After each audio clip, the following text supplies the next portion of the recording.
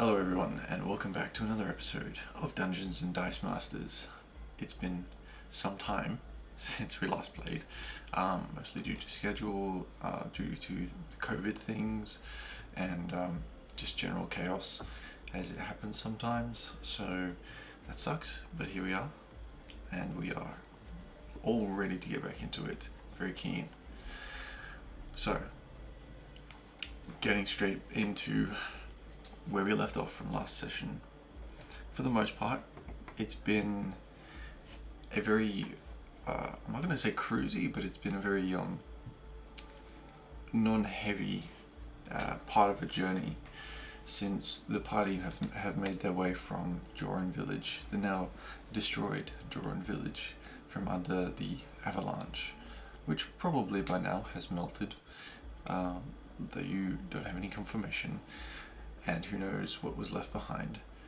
Regardless, having the 2-week or so journey from Joran Village to Westruun, the party stumbled upon Tassar, the Reaper, along the way, who seemed to be somewhat frivolous, in a sense.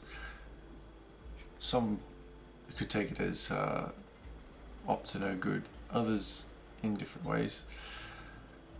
But nevertheless, she stuck around for a little bit, just sort of talking with you guys and getting to know you a little bit. And after that, when you guys reached Westruun, she departed, saying that she had other things to attend to for the time being. But she was looking forward to seeing you again. With that, she disappeared in that puff of black mist as she does before. Following that, you guys made your way up to the gate of Westruun, got to chatting with one of the guards that were at the gate. It turned into an interesting little back and forth until you eventually were let into the gates. And the following 2 days, roughly, has been essentially you guys went shopping and bathhouse. Fish took their first bath, and the rest of you enjoyed a very lavish, luxury paid bath. Upon afterwards, you went shopping for all kinds of things.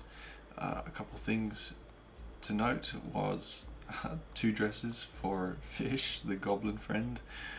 Takbo, you got these like polarized sun goggles that were non-magical, but sun goggles nonetheless.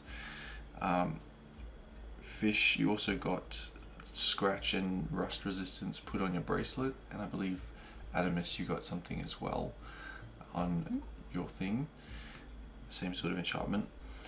And you also learned, thanks to Kel and thanks to a couple spells failing on you, that in Westruun there are spells that, well, most spells at least, that you found and effects from magical objects don't exactly work, especially not how they used to. Once you guys had followed the Thieves Guild down underneath Westruun, you found that magic worked again. Upon returning to the surface, they started that effect again of suppression of magic. This, informed to you by Kel, is an effect of Westruun to safeguard it from all of it that it has endured in the past. Now, after all your shopping ventures and your visit to Gilmore's Glorious Goods, Korrivar, you are essentially sort of with the contract, not going into too many details right now, but essentially the contract allows you to take 5% of the profit from the spell that you have your name attached to on every item or every scroll that it is enchanted with, and the profits are withheld and safeguarded by Gilmore's Glorious Goods, and until you collect it, as you decided that you don't have any permanent headquarters or basis for the money to be sent off to, so it's best for Gilmore's to just hold on to it. the assumption is that it's like a once a month collection type of thing. Not that you have to collect it once a month, just that the money is there kind of once a month, and it adds up that way. And in return, you got the hold person scroll, and Gilmore wanted to spend some quality time with you for a day.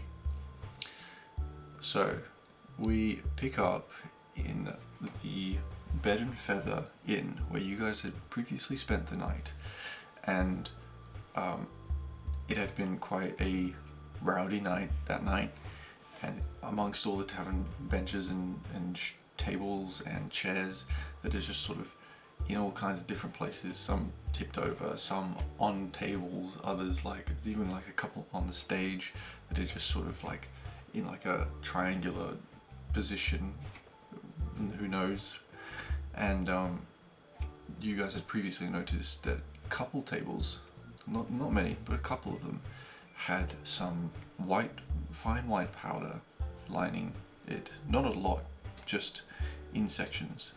And I believe, I don't remember exactly who remembered it, but one or two of you recognized it as the fact that there are some illegal substances that are often consumed at parties to be, an illegal drug, essentially.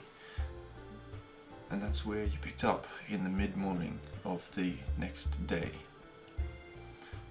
So, what would you like to do?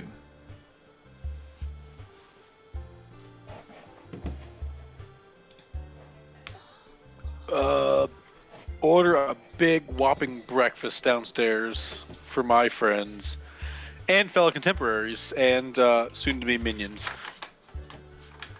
Soon-to-be minions, okay. Thinks I'm being a minion! DM. Yeah. When we met the guards and they talked about the ghouls and stuff, who did they say we have to talk to maybe be able to go and slay them for maybe a reward?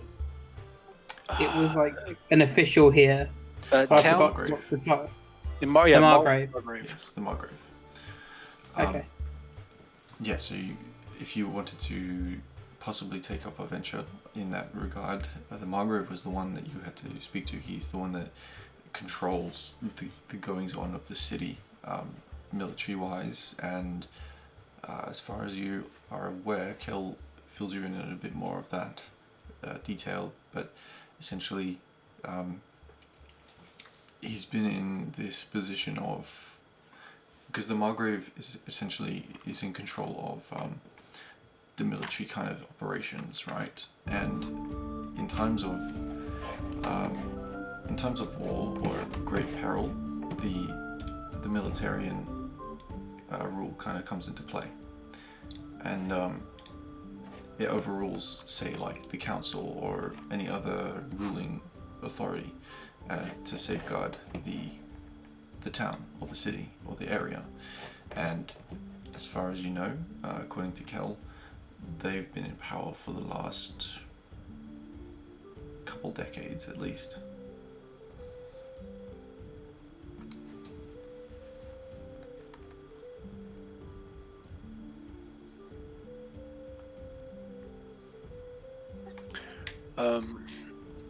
Are we all like downstairs? Are we all just coming downstairs at this point?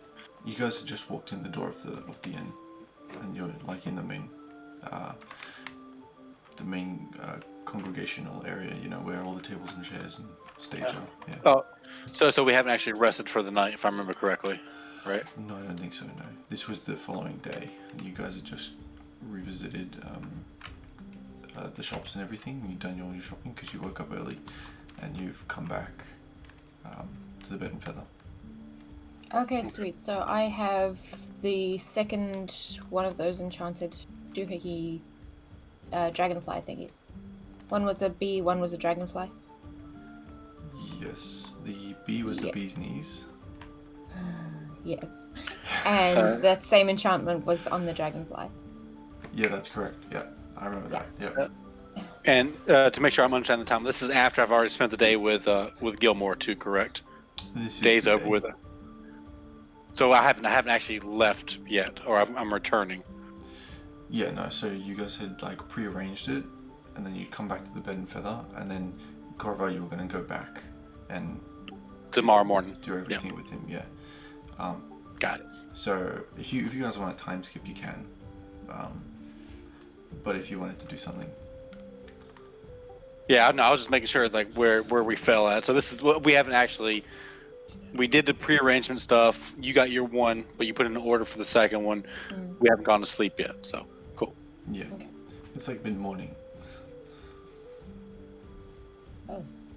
Yeah. Boy.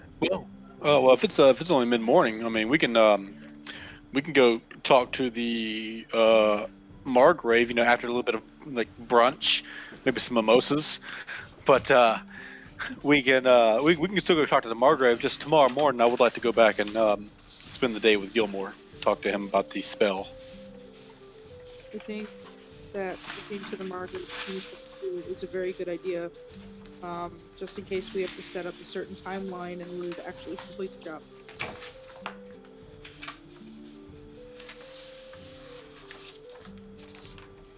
I agree. Pretty good idea. I want to kill undead. Second. But you want to have a mid morning beverage and lunch first, right? I believe in some cultures it's called brunch, Korovar. It is, but I don't begrudge others their customs and everything. I mean, I call it brunch. You might call it brunch. They might not. They might get offended. So People get offended over brunch? I feel like that's very weird. World's a strange place. This tavern doesn't seem as likely as the one from Jordan Village. I feel a need to fix that. How about we just not talk about Joran Village for a little bit? I just got a new fork and I want to use it, Korovar. Don't stop me. I just want to get back to normality, and my normality is killing undead. To be honest, and I'm used to killing undead and getting paid for it. Well, then let's eat a quick lunch. Go over to the Margrave. And get you well on the path to normalcy. Just know that I would rather not begin anything today if it bleeds over, because like I said, I would like to go back to Gilmore's tomorrow morning. That makes sense. To the Margraves. To the Margraves? Yep, to the Margrave. To the Margraves, I say as with food hanging out of my mouth. Right. I grab a mimosa to go. Oh man. That'll cost you 3 copper pieces. I'll just give a gold for anyone else's food and drinks and everything else. So I'll have paid for everyone else. Okay. So you all grab any snacks or food that you want and your alcoholic beverages, courtesy of Corval. You begin to make your way to the Margrave. Kel is the best one to direct you in this scenario, though most of you recognize where places of power generally are, and especially given instruction from the guard previously, it's the Margrave's estate essentially is the. If you think about it as like Westruun is like a circle, it's kind of like the northeast quadrant, or the northeast square of the corner, and it's probably about, from where you are, you guys were kind of semi-centered, so I think it would be about an hour, roughly an hour's walk through the markets. Some of the markets as you skirt around and continue to make your way past a very famous tree that resides apparently in Westruun as well.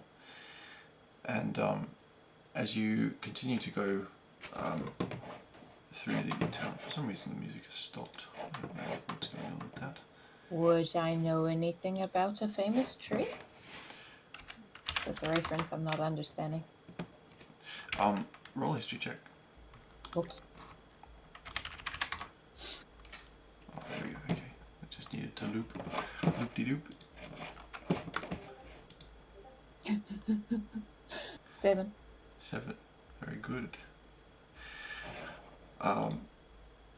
So essentially, I mean, it's pretty well known.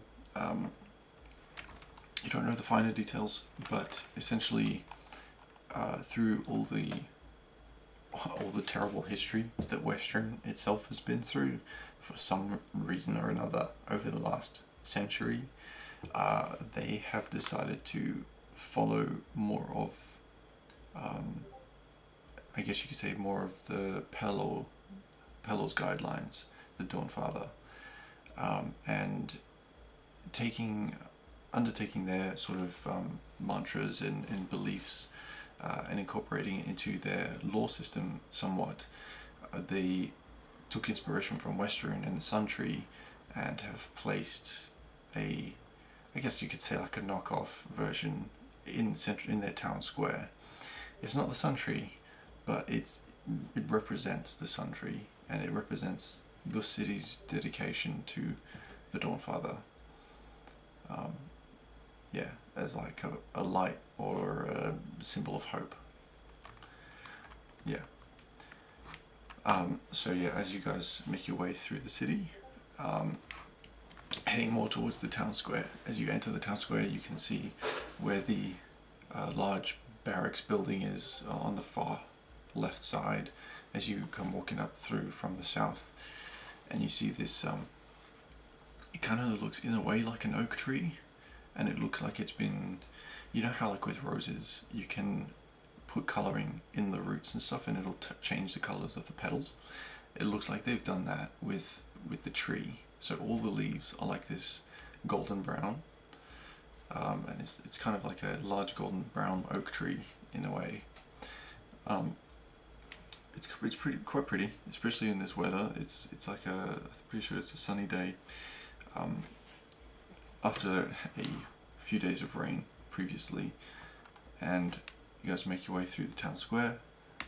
People going to and from, especially mid-morning now. Everyone's getting to work and having a relaxing time as well, because it's the weekend, so not everyone's working. And the Margrave's estate is right up ahead, and in front of you you see just a massive estate. Massive. You could imagine there are at least probably 30 or 40 rooms just from the front door back and across. And there's this large walled off and fenced gated estate where there are 2 guards currently holding post in the Westruunian shields, armour and colours. They seem, just like they're doing their job.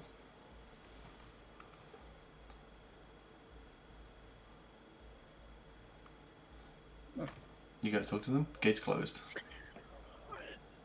I take a slight pause and I see if anyone else of the group steps up.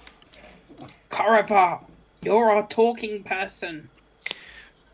I was trying to be polite. Hello and well met, my grand and glorious guardsmen. How are you doing today? You can see one of them's like an elven woman, and the other's just like a human male. And they look at you and kind of confused, and they say, "Well met. What can we do for you? Do you have an appointment?"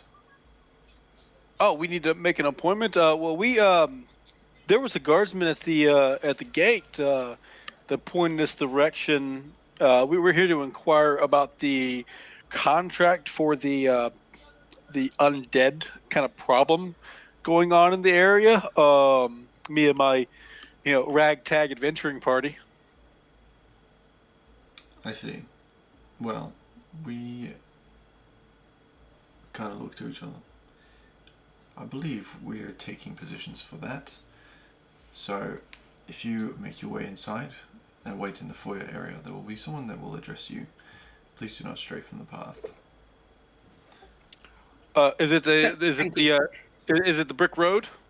The brick road? They open the gate. They say, "Yes, just down this path, straight to the door, into the door, and that'll be the foyer area." Come on, guys, let's follow the slightly off-colored brick road. Oh man, I'm so confused to stray from the path. Oh no! I thank both of them, both of the guards. As do I. I wink at both of them and slightly bow. Thank you very much. No appointment. This is awesome. Just sort of nod Thank as you. you all walk through towards the large estate.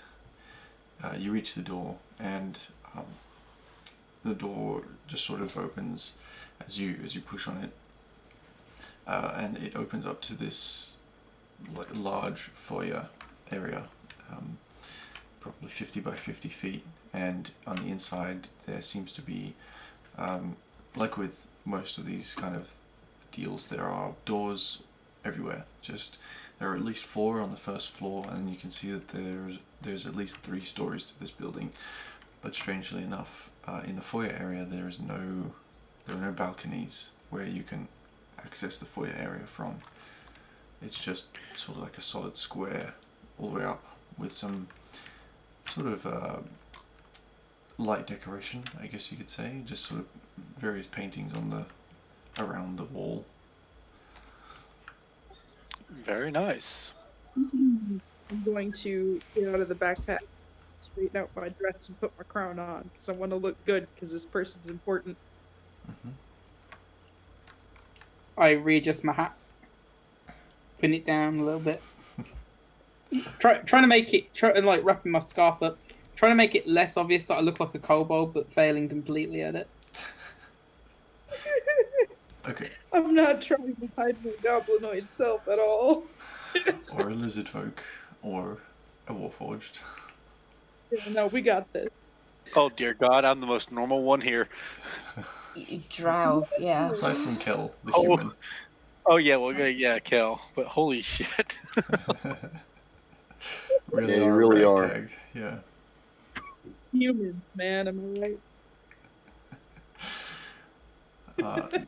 Anyway, so you're in the foyer for about 5 minutes or so waiting before a door on the right hand side opens, and walking out to greet you is this seems to be like possibly a half elf in modern day maid's attire, a very respectable sort of gown with like sort of the white frills around the waist, and looks to have something in her hands. She has her hands behind her back, and she greets you. She says, "Hello, what can I do for you?" Hello. And you said majorly looking clothes, like robes and everything. I take a scrutinizing look. Just I size up this fellow mage. Sorry. Hello. I meant, I don't know if you caught it, but maid, like MAID. Oh, maid. Oh, I heard mage. I'm sorry. No, maid. Maid. Sorry. So she's dressed like a maid in that like little like French kind of outfit, or More, think UK style, back in the 1500s. Sorry, Coravar. No. This changes nothing. I still take a scrutinizing look. I still take a scrutinizing look. Yes, hello, young lady. My name is Corvar, and this is my ragtag adventuring group, party. Excuse me, and we're here to see the Margrave. We were directed this way from the guards for the undead problem. The undead problem. Yes. I believe the Margrave is currently in a meeting at the moment, a very important meeting. If you're happy to wait about 20 minutes, he should be finished at that time. In the meantime, I can direct you to our guest suite, I suppose you could call it, where there are slight beverages and whatnot for you to wait around. I think that would be appropriate. I mean, with you to entertain you entertain us. We could we'd be happy to wait out the next 20 minutes. Is the drinks over here? Through this door, please follow me. And she guides you to the door across from the one she entered. It's just like a standard light brown wood door. She opens and you go through a couple passageways and you're brought to it's kind of like if you ever imagine there's like a lobby room for exactly for the purposes of people waiting for meetings. It's like a long table across the wall, quite wide, and it's got all these kind of drinks. You've got water, you've got juice, and you've got what would be, I guess you could be the equivalent of like carbonated water. It doesn't look to be any alcohol, obviously. And then across the other wall is just chairs where you can sit and wait. It's a fine carpet in the middle. What container is the carbonated water in? It looks to be some sort of metal. I'm gonna grab the whole bottle and then go to a seat and just drink it. Okay. As the maid turns around and you all filter in the room, and seeing you do this, she gives you a curious look, but looks at the rest of you and says, "Alright, if you could wait here, I will summon you when he is ready to see you." As I walk past her into the room, I'm gonna like tug at her shirt a little and then whisper at her, "I think Corvar likes you." And then I'm gonna run for the juice. Very well. I will be back in about 20 minutes. Please try not to stray from this room. I cannot guarantee your safety if you do. Oh, no, I actually did have a few honest questions before we meet the Margrave. I mean, Yes. again, my name is Corvar. I never really caught your name. My job is to be seen and not heard, for the most part. For the purposes of guests for the Margrave, I do not have a name. Fair, but I'm hearing you now, and it would just be weird to address you as you. Anyways, no, serious questions. We're new to Westruun. What type of person is this Margrave? I mean, I don't want to, or we don't want to insult him by being, discourteous when we're outsiders.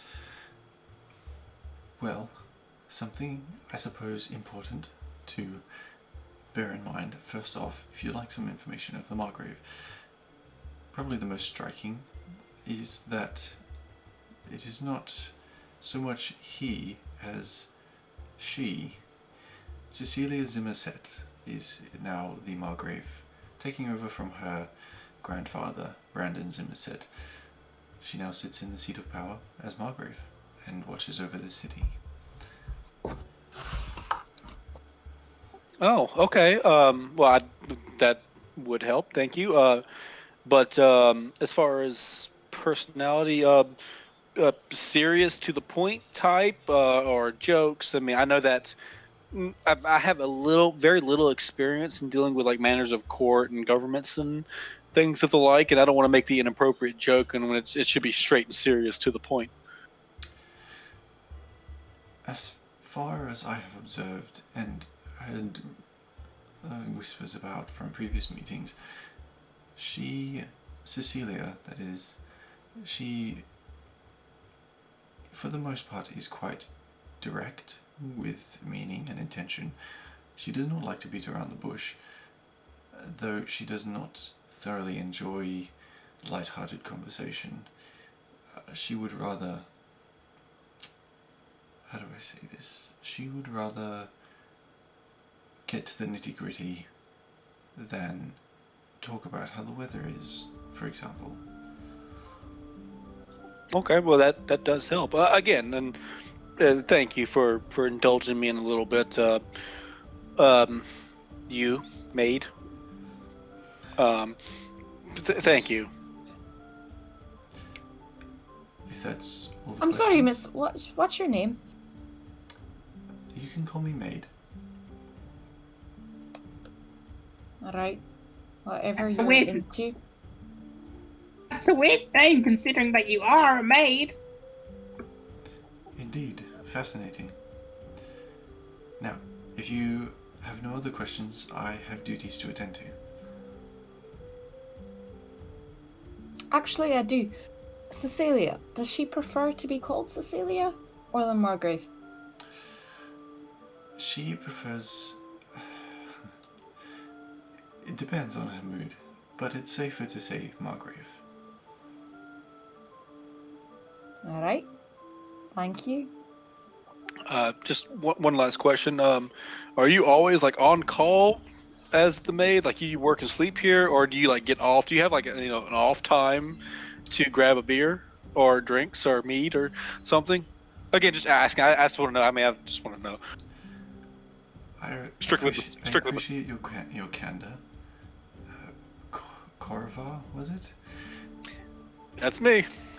I appreciate your candor, but I must inform you that as maid of this estate of the Margrave, my duties and my time is solely taken up by this estate, and I have no time to be socializing outside of that, unfortunately.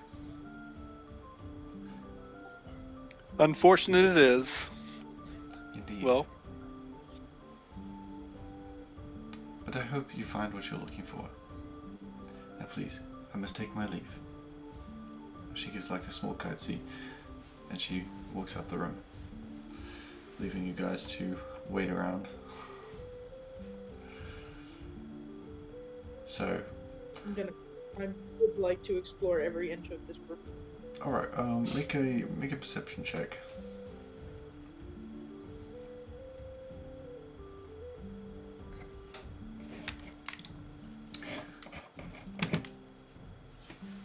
Anyone else having a drink or something?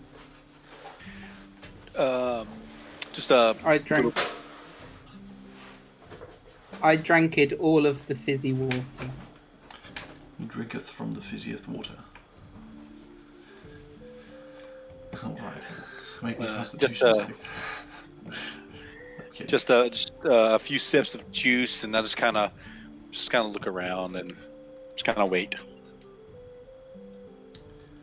I got a whole 7. 7. Okay. I mean, it's a pretty cool room. It's a long stretch of room, rather obviously than a traditional meeting room, square, rectangular, etc. This room is not meant to have any major bells and whistles aside from the drinks and the waiting area with the seats. Even the walls seem to be quite a plain whitewashed wall. There's no real decor in here. It's just, it's a lobby. You wait. There is one door on the other side of this room. They could really use an interior decorator.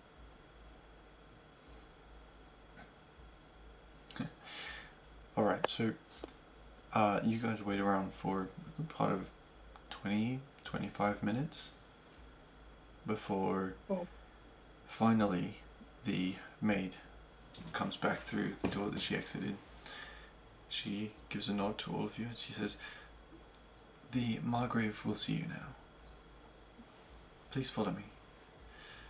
And she walks through the room, through you guys, and opens the far side door and leads you through a couple other sort of turns and twists before eventually coming to a set of large doors with pillars either side and 2 guards stationed there.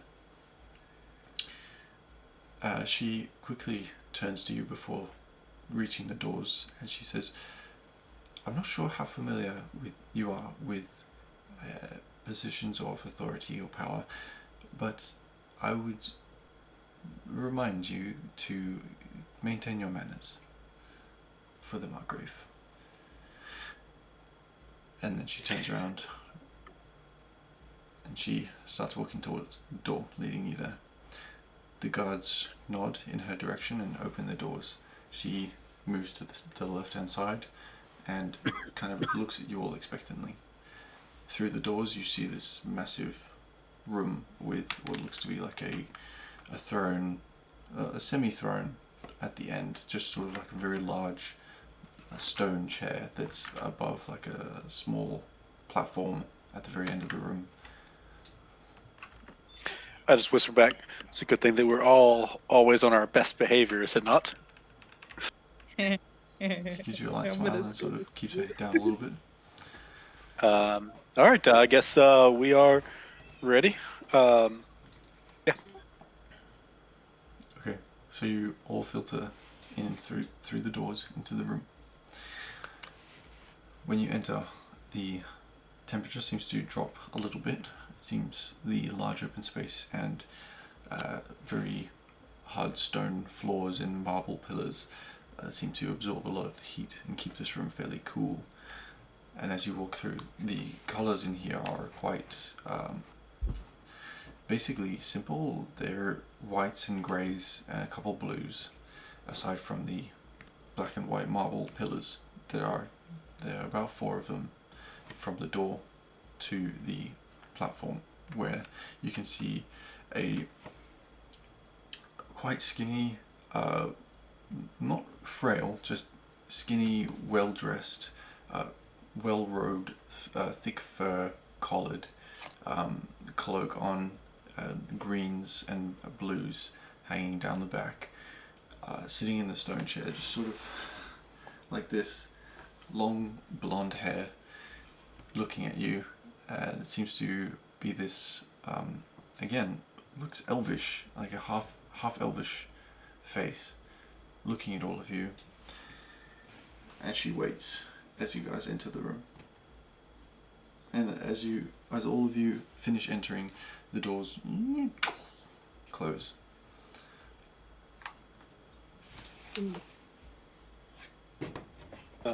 Once we get about 15 feet away, I kind of slow to a stop. I bow 45 degrees. Konnichiwa, doshite. Please treat us favorably. We present here in order to inquire about the Undead Contract. Yes, I've been informed of this. They are getting rather troublesome, and what makes you think you have what it takes? Cax raises his hand. Yes. I have experience in slaying the undead. Well, that certainly helps. And the rest of I've you? done it many times. And to be strictly speaking honestly, the rest of us have put down our fair share of spirits within the Umbra Hills as well. Ah, you're that group, are you? I've heard Okay, things about you. Margaret, I want to ask, what do you mean by that group, real fast? I feel like that's our new group name. That group. You've heard of us, Margrave? I have scouts. We're those guys. I have scouts that keep an eye on the surrounding area. They noticed your comings, and with some communication, I could presume your identity as a group travelling from the north, which is obviously not Crackhammer. Joran Village seems to have had a bit of trouble lately. I'm wondering if you lot had anything to do with the witnessing of that.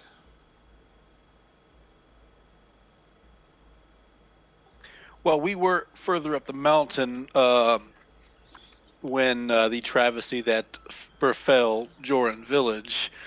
We weren't there at the time, I was in the village. except for him. Yes, he was in the village. A different one. I barely survived. These ones helped me. If anything, they looked for survivors and tried to help after it happened. They seemed like good people to me. Completely true in all regards.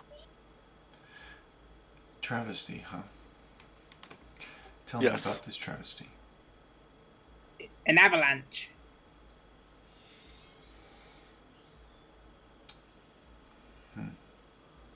Avalanche. In the Umbra Hills. Yep. On Joran Natural Village. causes. Yep. Roll me a deception check. I'm advantage. not lying. Who is rolling the check? You, if you Hold want. on. If I could help with that, I also wanted to pull out the drawing of our other Dragonborn friend and tell him that we lost a friend too.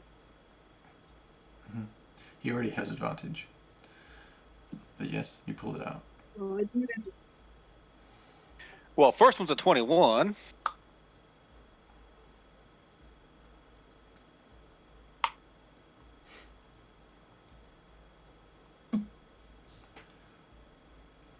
I will take the 21. It's a natural one otherwise, yeah. Okay.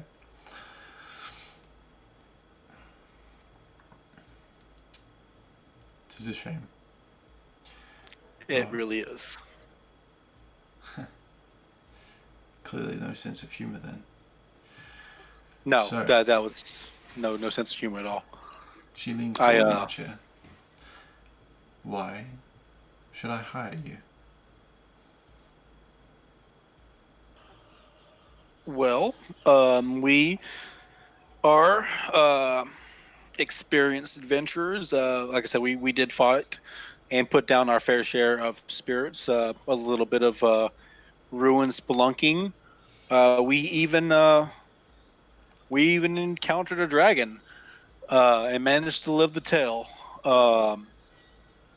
So we figured we are here to make a little bit of gold, and this seems to be one of the best ways to do it. You need help. We need work. Here we are, Margrave. You also don't have anything to lose by hiring us. This Because is if we die, you don't have to pay us. But if we succeed, we get rid of the ghouls that have been plaguing your town. You have a very funny sense of negotiation, small one. I have my reputation at stake. The people that I hire, I am sure of. The people that I choose to protect the city, I am certain of. Those that I trust, very few that they are lifelong. By hiring you, I need to ensure that I'm not making a mistake. So, Then what can we do to prove ourselves? a test, so to speak. Prove your worth Test. to Westruun, and I will consider you for the task of this undead incursion. How do we prove ourselves? What is the test? Westruun has been seeing some unsavory folk around, dealing with some illegal substances, Oh, and I despise this. I want you to find the source, to cut it off, and bring me whoever is in charge of this distribution of substance. So you're looking for free labor, basically. pretty much. You will be paid. Just a little thing. I think well, do the local guards have any ideas, something to start us off, or like have they been investigating it, or No. someone we can consult with, perhaps, is all I'm thinking. If someone else has already started investigating this, I'd like to help them finish it. If not, I'm more than happy to start an My investigation. guards have an awareness of what is going on in this town and this city. If you chat with them, I'm sure they can give you some pointers. Though, Thank you, from the Margrave. sounds of the state of things, it sounds too bad at this stage to ignore, based on no matter where your direction is. I have no interest in slavery. Make that clear. This is not free labor. You will be paid for your efforts, should you succeed. Thank goodness. Slavery sucks. Indeed. I do want to just ask that we are an adventuring party, and with that being said, if you want us, I mean, we're more than happy to investigate this source of illegal substances within the city. I'm just concerned about possible collateral damages to structures and/or surrounding areas. And if you hire us for this, in order to prove ourselves for the job that we would like to do, I just don't want our group to be held liable for property damages. You are still citizens of this place while you are here, visitors or no, whether you are born here or not. You obey the laws of this place as you would any others. As such, I expect you to maintain standards that are set by the law, such as no vandalism, and no destruction of property. If avoided, otherwise, you may perhaps be liable to cover damages, but that depends on who's the one striking and who is the one destroying. Well, and that's kind of what I meant. With your permission and your allowance, I guess, is a good word. I'm still kind of learning the language. Permission, card carrying member, if you will. Through our investigations and someone attacks us, we have a right to defend ourselves. I just don't want to our group be held liable for damages through the act of our defending ourselves. You can see she gives out this long sigh. She leans back in her chair. These are semantics. I cannot be bothered with semantics. If you think that you cannot handle a little property damage avoidance in a drug finding endeavor, then perhaps you're not the party that I'm looking for. No, we can handle it. Question. Just Which one of our party members currently still has a bag of drugs? Plink. Was it? No, it was Trixie. No, it was Plink. I think Trixie took one as well. Yeah, because I think we take another one. the meta pigeon. Yeah. So Not yet. Plink is there with you guys. He looks kind of like looking kind of stunned at this stage, just sort of at everything that's going on, having a look at the decor. I think we can handle it. I just wanted to make sure that it was said. But a few of us, this does need to be said. This is not semantics. A few of us are magic casters and rely heavily upon that, and cannot cast and isn't really of use inside the city without getting an exception to that. And I believe that you issue those. Indeed. That is by my right and my right alone. Julianne. She doesn't even yell. She just calls out in like a normal tone, and the doors open, and in waddles the maid from before, and she stands at the door. She sort of bows slightly, and the Margrave goes, "Please fetch the badges." And Julianne, without a word, just sort of nods and walks out the door. A few moments later, there's this sort of like tense silence in the meantime. And for a brief moment or so. And then Cecilia says, "So, you're really interested in this undead problem, are you? Is it simply the coin, or is this personal issues?"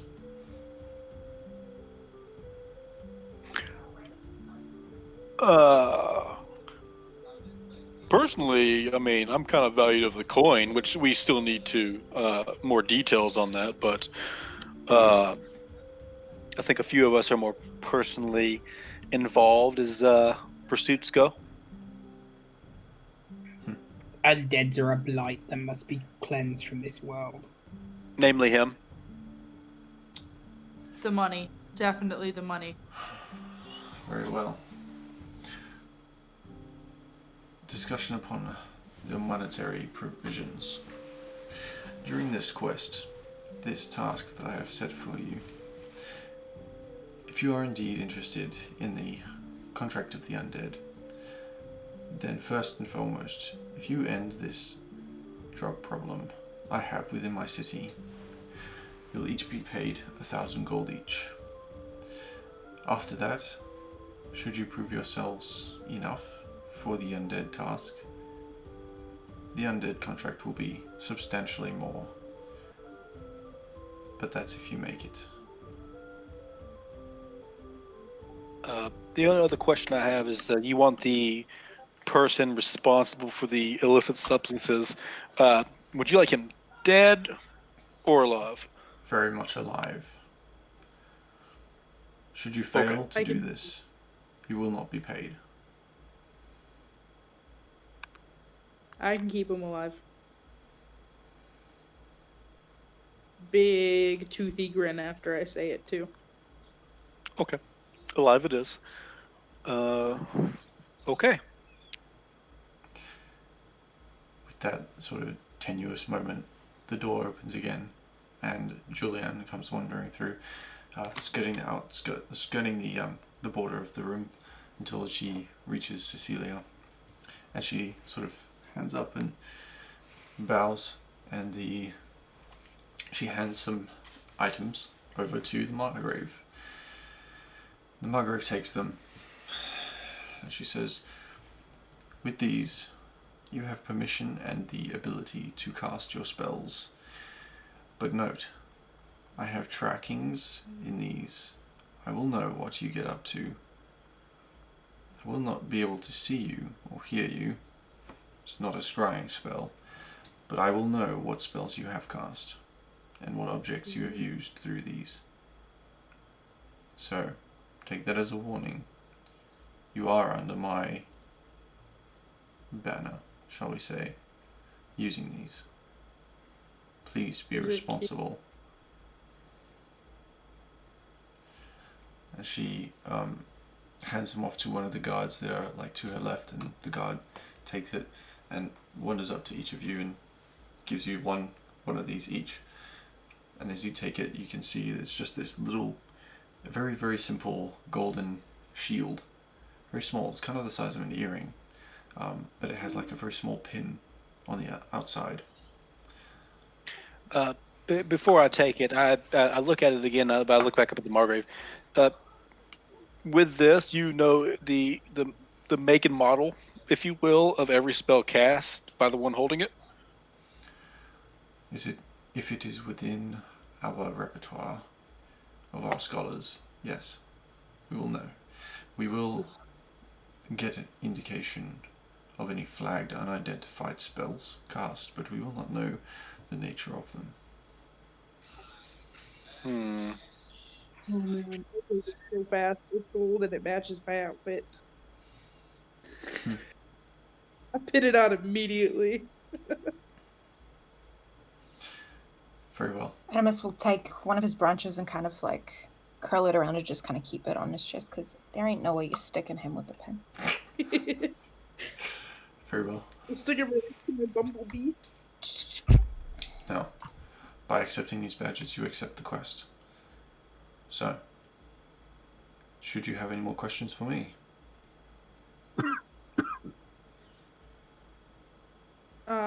What information do you have already? Like, are there any locations or names we should know about? Chat to Maxwell, the guard captain.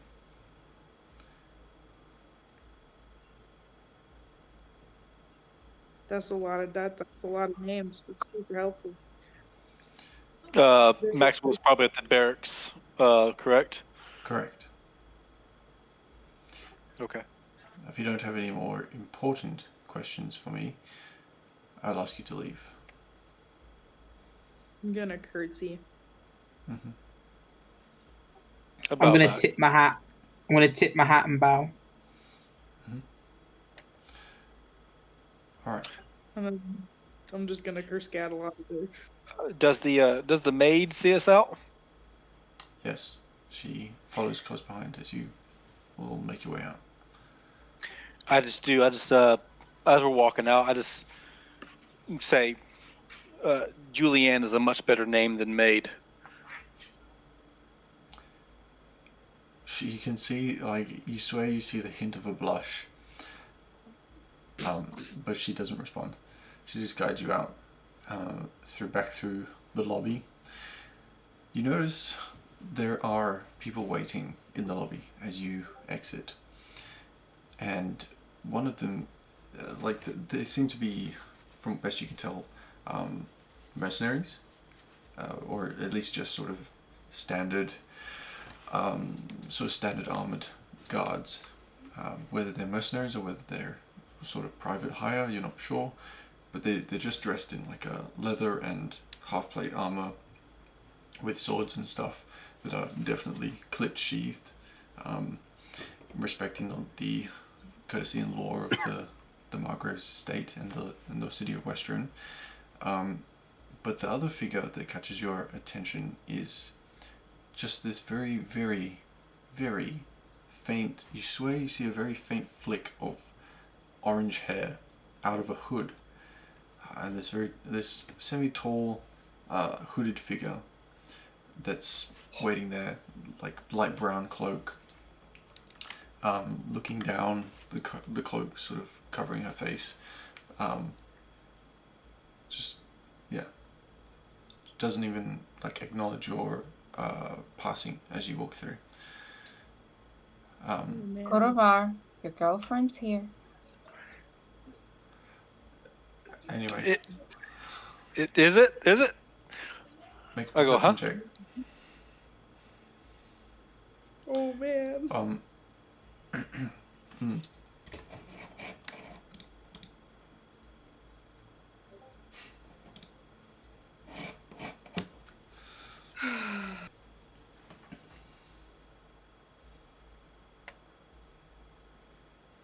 That's weird. Hmm. Not working. Yeah, I don't know. Yeah, that's weird, right? Oh, there it is. Oh, there we go. 22. Bit of server lag there. Mm-hmm. Okay. 22. As you're walking past, you would probably be the one to notice this anyway, Corva. But the orange hair is not quite like a burning red, like a burning auburn red, as you've previously seen on your dragon friend. This is more of like a autumn leaf orange, and you catch she's very cloaked. You only just catch like glimpses of a smallish button nose and sort of fine facial features, but no, like you don't get the full face, just sort of like the lips and the nose and a bit of hair, and that's it as you're walking past. Are there familiar similarities, like same bloodline type? You don't recognize, especially with the details you have, you don't recognize. I mean, anyone could assume, Okay. red hair must be, but that's up to your interpretation. Other than that, you don't have conclusive, like, oh wow, you have your mother's eyes. Yeah. Yeah. Okay. I'd note it. say anything, but I note it. And then right before we walk out, I just turn back. Maid, if Julianne is ever out into the city, and just kind of leave it at that. I appreciate that. Safe travels and good luck. Thank you. And she shows you guys out the door. As soon as we're out the door, did y'all notice the weird hooded figure? Huh? No, I was too busy thinking about that hole we already blew up and could get in trouble for. I was thinking about killing undead. Well, y'all are great. Y'all are excellent. Okay. That's yeah. We should head back and see if we can find their leader, because we've already got a head start. I want that money.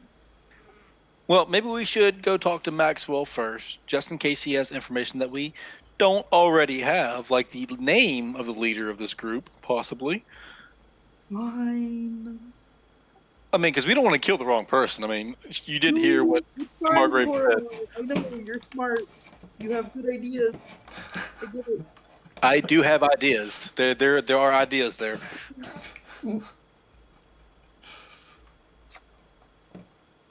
Where's the barracks, Kel? She leads you to the barracks, which is actually not too far from the estate of the Margrave. Well, yeah, we were told where the barracks was at too by the teased guardsman. It's not too far away from the bar that he was at. Yeah, it's it's more in the direction of where you guys came from, back across the town square. You guys make your way there, and it's, by this stage it's probably noon. And yeah, the barracks are there. It looks like these barracks seem to be a lot larger than what most of you are used to. I don't think any of you have really been through Imon for the most part, but at least not seen the barracks there. But the sort of a small town barracks kind of style, this is triple that.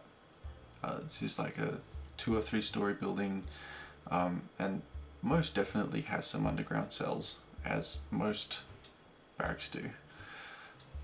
But yeah, you make your way over. There's a signboard out the front. It lists a couple, minor jobs, minor tasks that are available for people to take up. Some just generic stuff like helping someone with their cart of shopping, or even people such as like missing child or things like that. Just sort of things people can take up, and things that possibly that the guards are definitely aware of, obviously already, but perhaps don't have the resources or information to pursue further. Are they just like pull tabs, or do you just like take the paper off the bulletin board if you are interested in the job? You wouldn't know this, but Kel would help you understand that with these sort of things, you're supposed to look and not touch. Okay, well, I want to help that lady with their groceries. At some point, eventually. Okay. I was just about to say, like, missing child.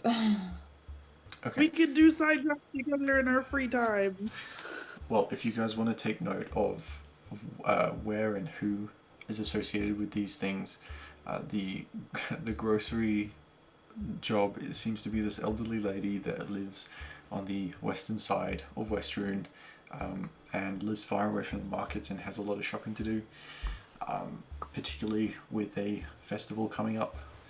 And then the missing child seems to be, it definitely lists more information from Maxwell, captain of the guard, but it mostly gives just the generic details like the name of the family and the name of the child itself. So Which are? yeah, so the family name is Reuben, like the surname, and the child's name is, I believe, was.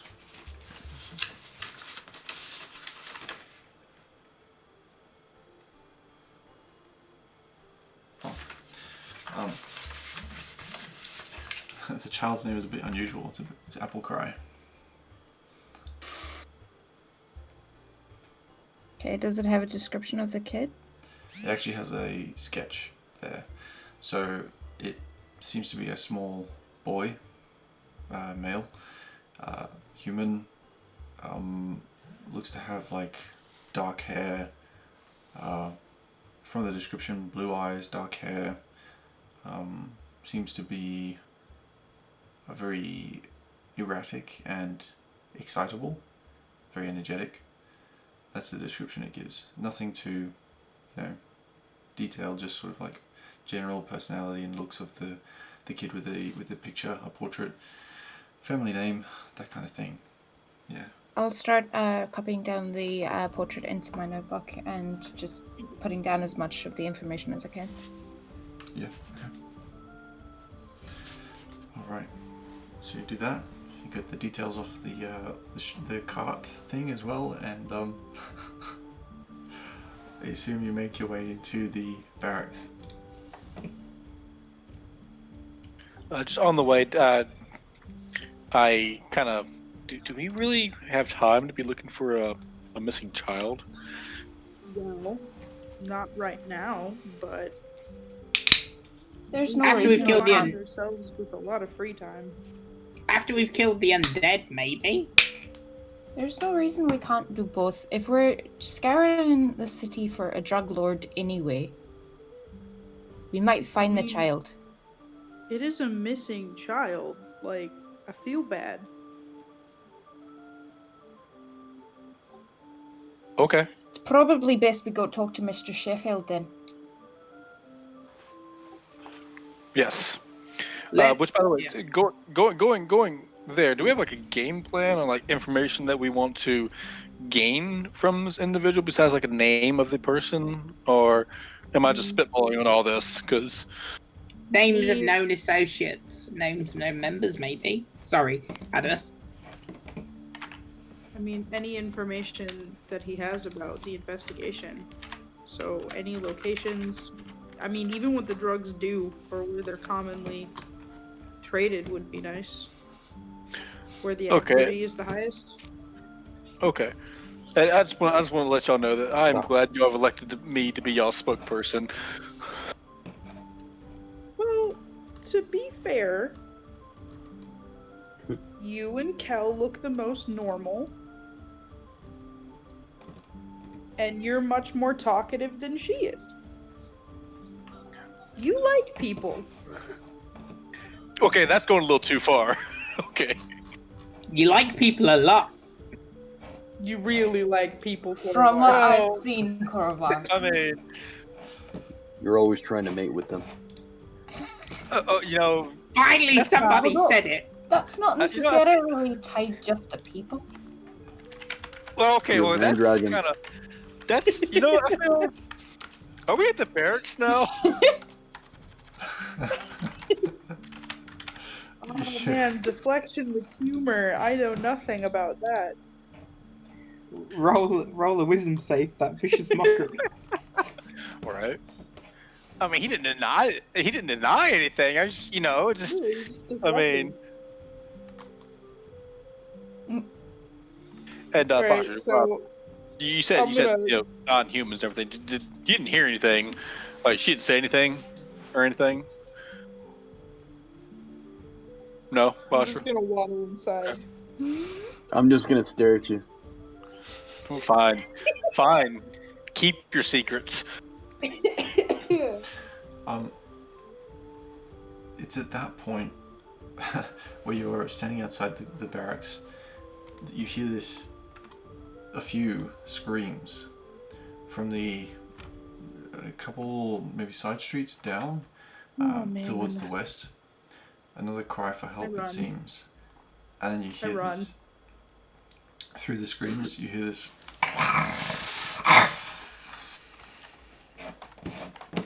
Yep. Nope, I take off. I run. Maybe this is not something we should deal with. Okay, so we're doing this. Yeah, no, I'm going. Yeah. Right, so you guys I'm start fast. sprinting off towards the source of this. Oh. Alrighty.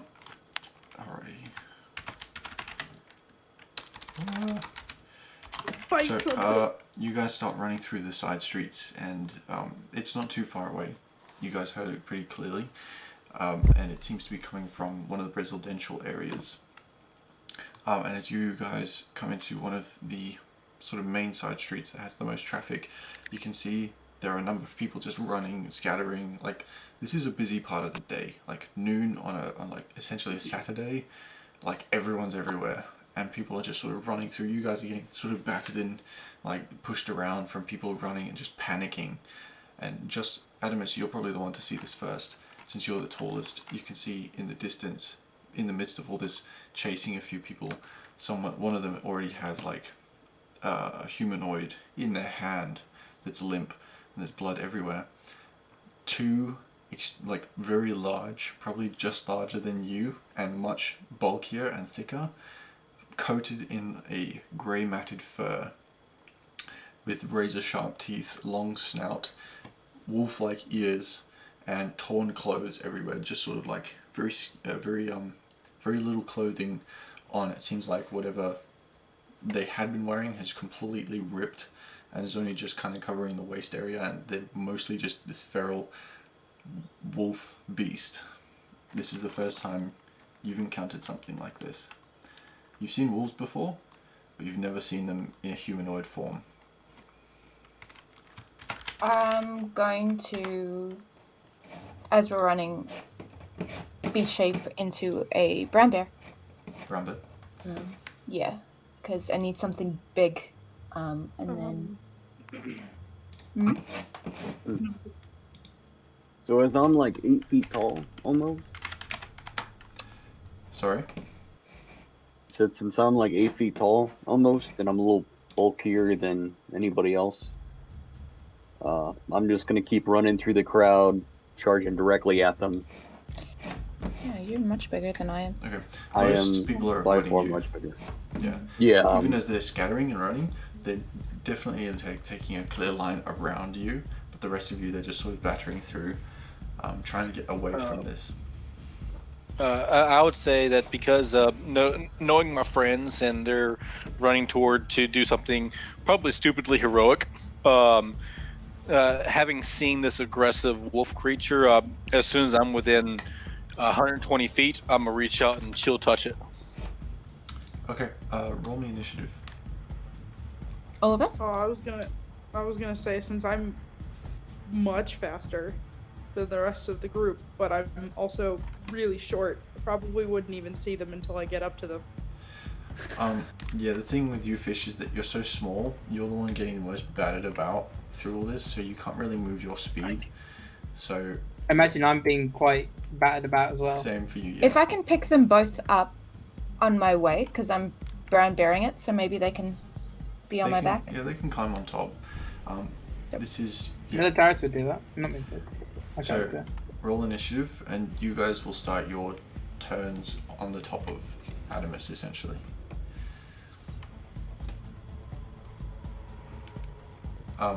Yeah. So, Korva, you prepare your chill touch spell.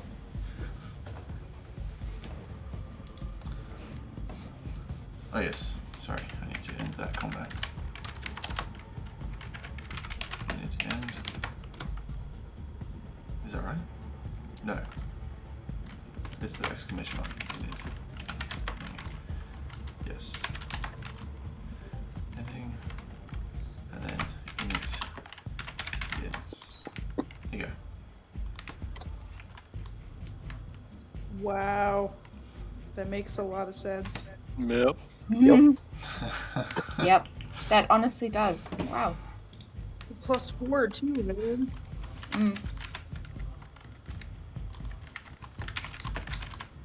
It's the same thing every character I make. This this is the dice bot coming back for all the flirtatious rolls for actual combat being low initiative. High dexterity guys, but can't initiative. Okay.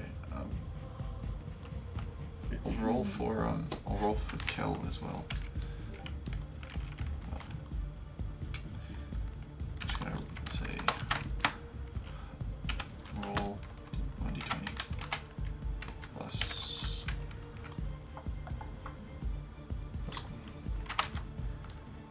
17. Okay.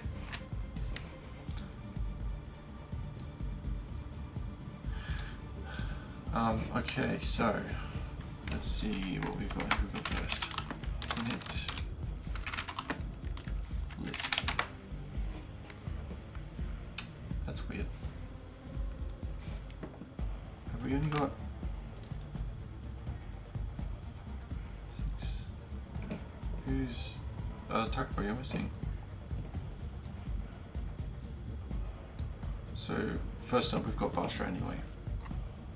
As it stands. Yeah. So, Basha, you are sort of pushing through the crowd and you can see these two large wolf creatures sort of standing there attacking the civilians around. One of them is already holding a person just sort of in commoner's clothes, seems to be like ripping into it. The other's obviously terrorizing the rest of them. What do you do? Well, I'm gonna bonus action rage and then leap at the closest one. Okay, sure. Bonus action rage. Lizard rage. Give you. And I'm gonna do my claw attacks.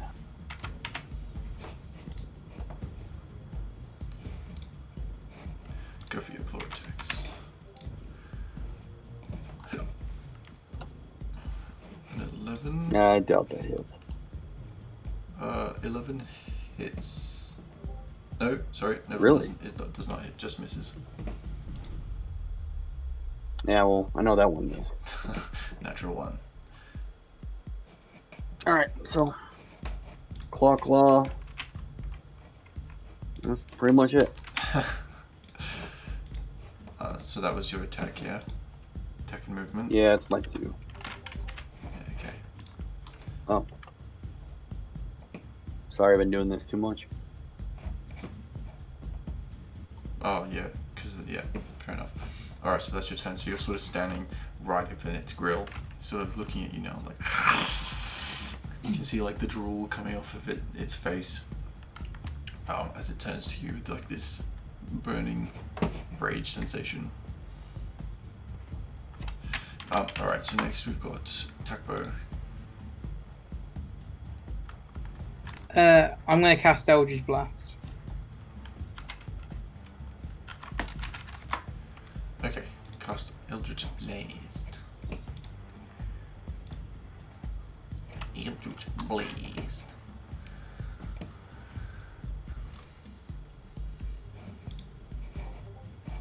I think I'm missing someone's initiative. Sure.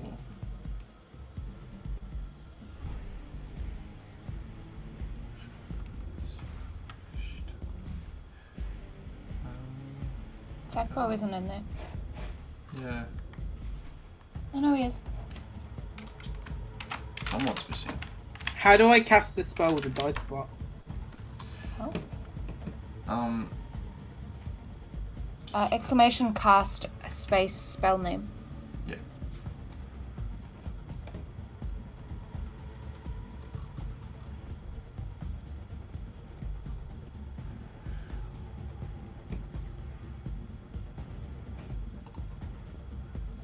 Oh, that's right, Trixie. Who's not here right now? Excuse me. Eldritch Blast, okay, 16 hits. Nice. So is it just one ray? Or is it 2? It's 3, but for some reason D&D Beyond only does the damage for 1. For Eldritch Blast, I think it's only 1 right now. You get the second one at 5th level. 5th level. Yep. Right. 3 at 11, 4 at 17th. Okay, cool. Yeah. I'm just so used to Fjord. Yeah. But pew pew pew. Alright, cool. So yeah, 16 hits. And that's 5 force damage. Nice. Okay, so which one were you aiming at?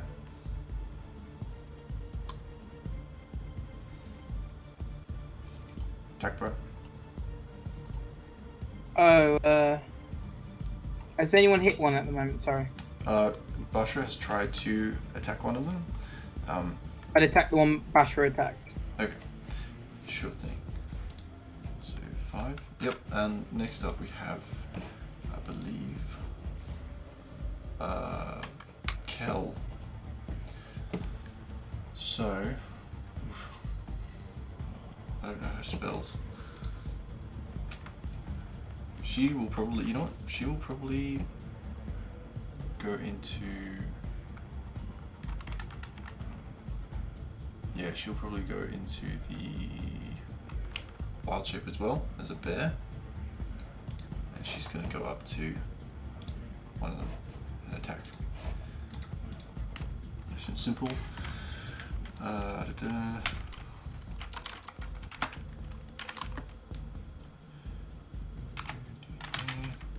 Plus,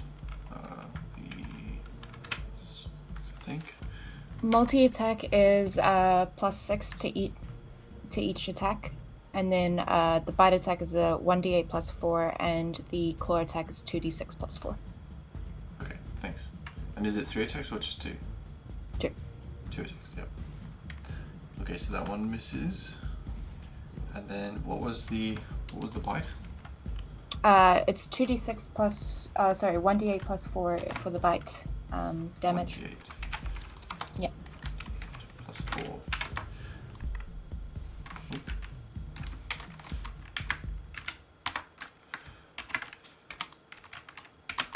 There we go. Oh, okay. Nice. Max damage. Pretty much. Alright, so that's to that one. She'll go for the same one that was Eldritch Blasted. So that's 8 points there. Okay. Yep. So it's just kind of like all up in its grill. It's looking aggressive, especially with the amount of resistance at the moment. It's not liking this. Alright, so that leads us to Adamus. I don't know if it was possible to maybe retcon that I may have put up a moonbeam before I wild shaped. Not really. No, okay, cool. Then I'll just multi-attack. Okay. Sweet. Desmond the Moonbeam. How did I get here? Okay, so the first one was a natural 1. That doesn't hit. Oh no, really? What about a 16? 16 hits. Okay, sweet. So that's the claw attacks, 2d6 +4. Oh, actually. 12 damage. Interesting. And this is from what, sorry? For claws, did you need to know this? It's slashing. Are they magical? No, Okay. I don't think so. Alright. So as you go up to, I assume it's the one that Kel was attacking? Yeah. Okay. You notice, especially now that especially with your attacks, as you get all up close and everything, you notice that the attacks that Kel had done and the attacks that you're doing, as you strike into it and bite into it, there's no blood, there's no tearing of fur. It just seems to glide off of the hide. It seems incredibly thick. Yeah. You feel like the attacks you're using aren't effective. Okay. Is that your turn? Yeah, that's me. Alright, that brings us to Korva. This is very lackluster Awesome. background music. Well, I said before the initiative that as soon as I was within range, which is 120 feet, I release a Chill touch. chill touch. Alright, is this to which one? I would say the first one I would have saw, so I don't know who attacked that one. The first one, the Corvo, I would have saw in line of sight. Let's just go with the one that Basha was attacking. If that works, that's fine. Alright, roll the spell. After that, it's fish. That's a 22 to hit. That definitely hits. 5 points. Yep, 5 points necrotic damage, and it cannot heal any health until the start of next turn. Very well. Start of my next turn. Okay. Okay, so that's 5 points of necro damage. Necro. Cool. It as you cast the spell, you get that immediate slight, not anticipation, kind of anticipation feeling of, oh no, what if my spell fails? And then you feel like a very minor surge of energy from the little badge that you've got wherever it is. You feel it glisten and shoot down your arm, and as you cast the spell, it seems to take off, and this spectral hand launches out straight to this beast and wraps around its chest and claws into it, and you can see that the wounds are actually taking with that spell. These black points where the claws stick in sort of remain there as the spectral hand remains attached to his chest until the end of your next turn. Or start of next turn. I just kind of say to myself, ooh, I don't like that feeling. I do move, I want to move up 30 feet closer. As long as they're, I know that Bosher's there, Adamus.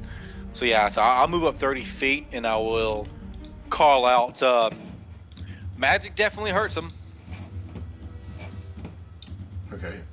That's my turn.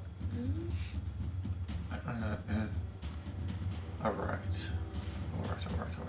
So, that's your turn. By this point, a lot of the townsfolk have dispersed. There are still some around that are still, a bit slower than the rest and got caught behind, that are sort of still around you. But for the most part, it's getting a lot clearer, and you guys are sort of. It's probably about 30 feet wide. This street that they're in, buildings all along the sides. You can see just in the peripheral there are some people like far away, but watching, spectating, just kind of like behind like a building or something, just like way away. But yeah, so Fish, you're up.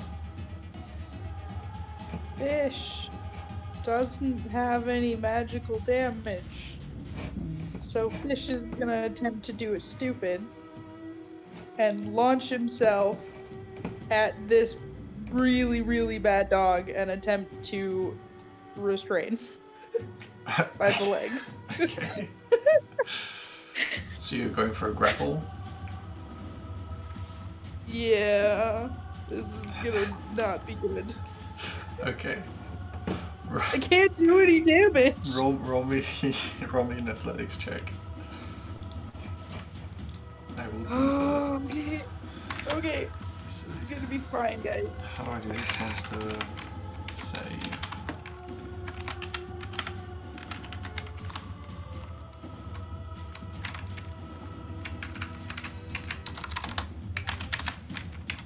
$19. 19. Yeah. You beat him. Surprisingly. He's gonna launch at his legs directly off the grizzly bear. So basically, the way it pictures is Tugboat is sat just behind you, Fish. You get up, and as as Adamus like runs forward to attack this creature, you just sort of launch off of his face and then like spin around the creature's legs and grab and just hold. And somehow you must have found the Achilles tendon, because this creature doesn't seem to be able to, like, it's like a guy trying to shake off a kid on its legs, just I'm gonna hold as tight as I can. But he's grappled. And that's my action. Alright. Okay. That's all I can do. I don't have any magical damage. Alright, so that's your turn. Is their turn? So, let's see. Right. So the first one that's near you, Basha, seeing as you're the one that seems most aggressive to it right now, being its size, is going to attack you. The other one is going to... actually, I'll get to that after this one. So...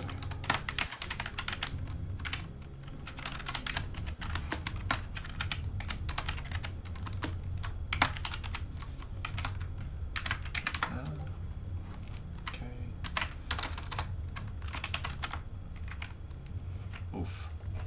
Alright, so the first one near you, Basha, turns to you and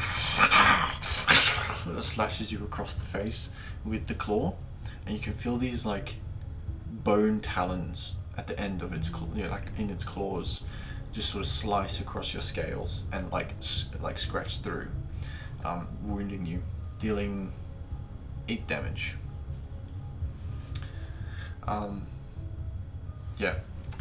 Then it like after this, it follows up with like a bite attack to your shoulder. That's a 21 hits, eh? Yeah. So that's 10 piercing damage as its teeth sink through your scales, and you need to make a Constitution saving throw.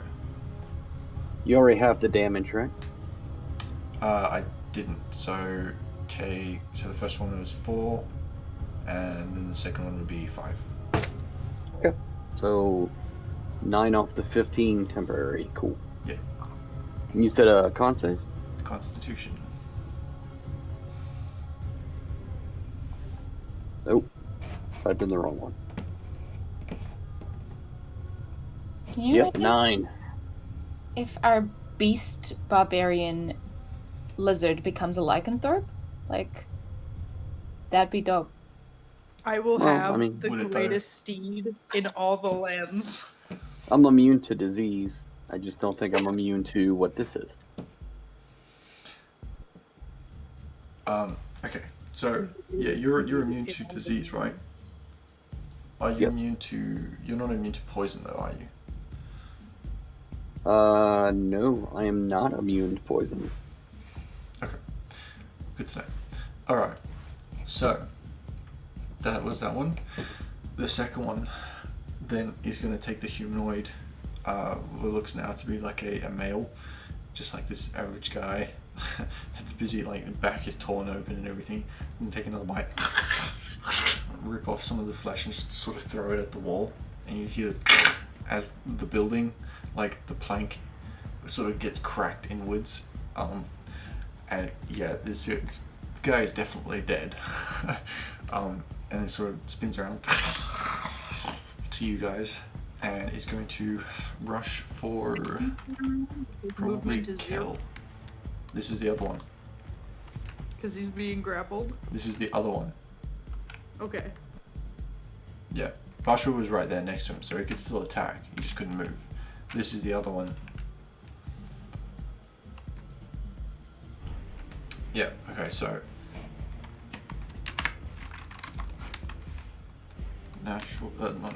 unnatural 20 and a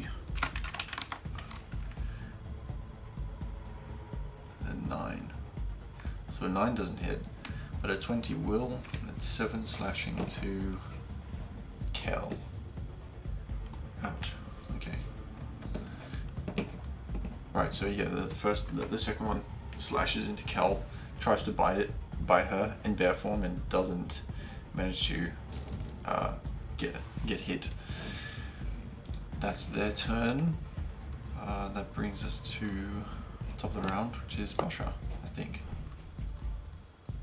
Basha, was it? It should be the top. With 19, yeah. Yeah. Well. I'm gonna do claw because I'm not aware they can't be hurt that way. Sure. If you want, I mean, you saw the bears try and attack it, and it didn't do much. Yeah, I just haven't hit it though.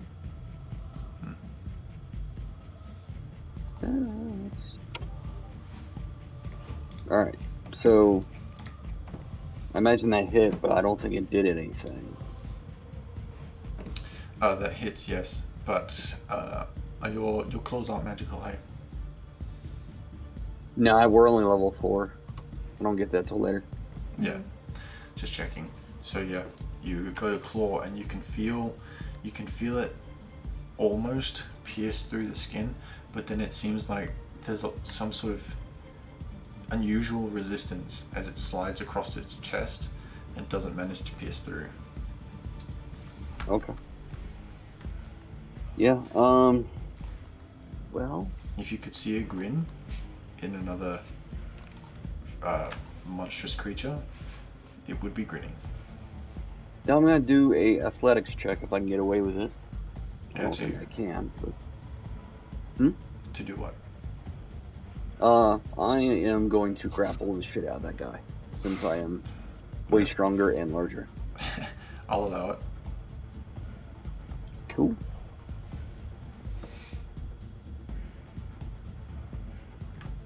I 18? thought I was grappling when that Basha was fighting. Yeah, You were. Oh, So this now is he's gonna be... double grappled. it double grappled. It would basically just give him disadvantage to break the grapple, essentially. It's So gonna it'd be awkward. more restrained than grappled, maybe?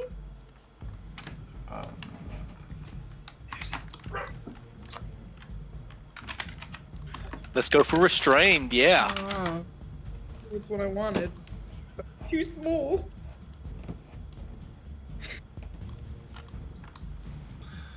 Sure, I'll allow it. But he still has regular, still a straight roll then to break out of the grapple. But he's restrained. Bashra disappeared, so we'll go on to the next one, which is Tugbow.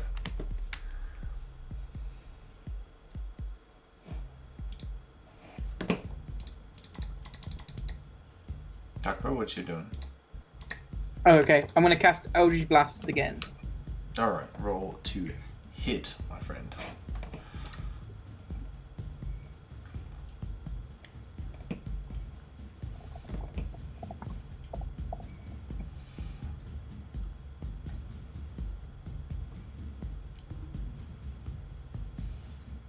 I don't know if it works with the capital C. No. Apparently not. 22 hits, that's for sure. Hitting the one that Singy's trying to have a go at Bashra. Basha, yeah, okay. Yeah, so as you launch this second Eldritch Blast that you fire, you can see that the sort of greenish orange like flame that shoots from your hand pierce into its chest and start burning and singeing away the fur that's around it. It's taking some damage now. How much was that? 7? And that is my turn. Okay. Next up we have Kel, I think. So Kel, I have to make this difficult for myself. Adamus, you're most familiar with playing a druid. Do you want to control Kel? Sure. Alrighty. If she's all good with that. I'm sure she'll be fine. Okay. She's still in I mean, all better of the form at the spells moment. that you listed So- and everything should be on D&D Beyond. Yeah, I've got them pulled up here. So, if she's currently bear form, and that's obviously not doing anything, she can use her bonus action to drop that, and then...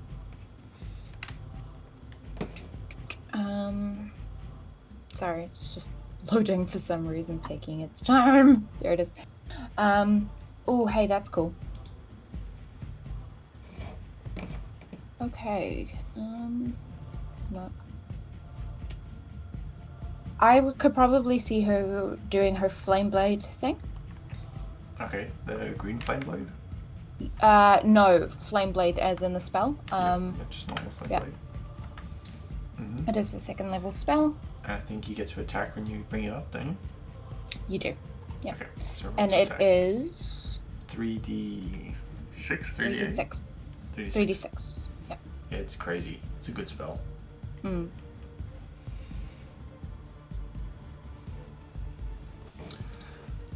Did you want me to Yeah. roll for roll attack for and it, all the yeah. rest of that? Gotcha. So she Alright, drops the bear form in front of this creature that is also at advantage, remember?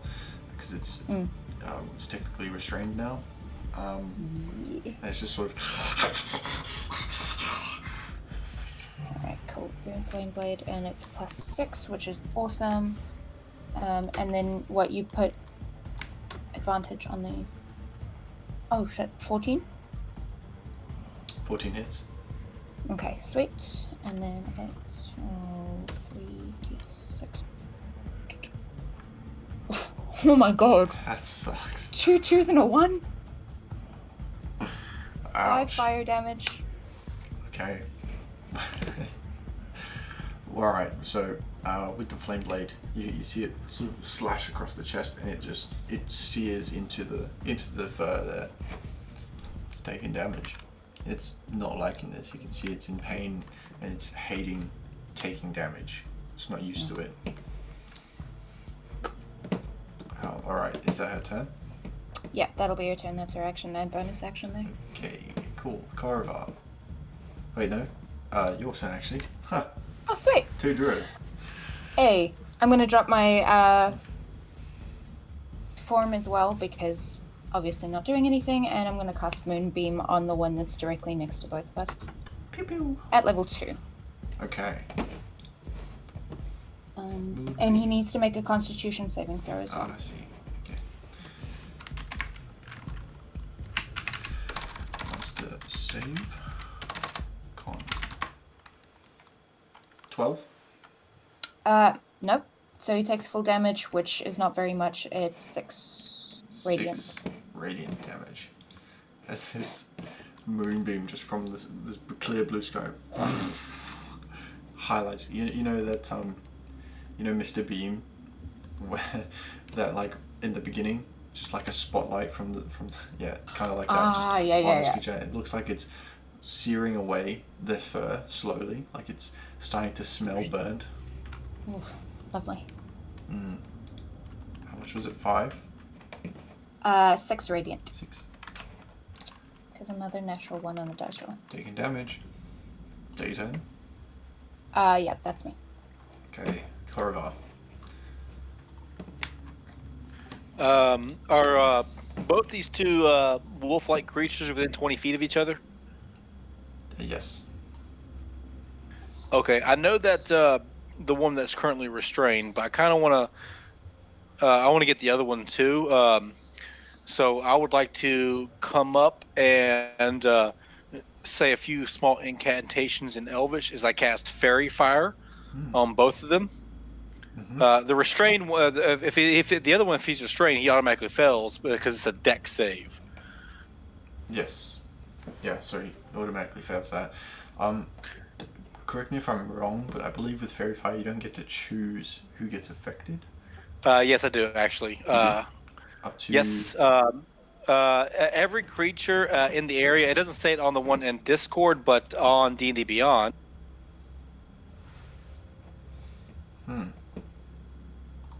It says my choice. So I will copy that and post that real fast. Oh, sure. Alright, so I assume it's just the 2 then that you're choosing. Yeah, it does say of your choice within range. Cool.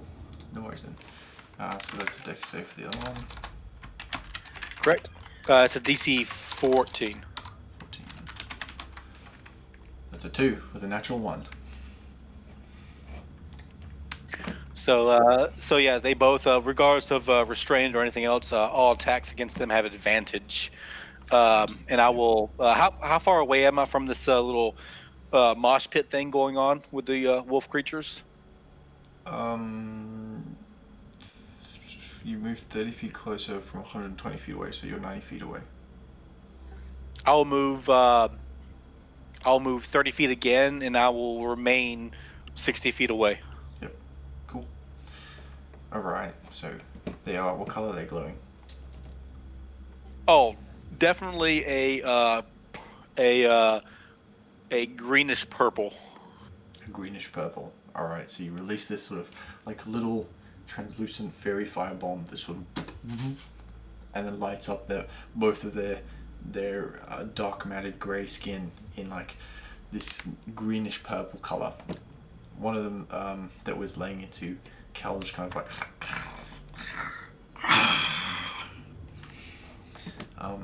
that's whenever he snarls, I just kind of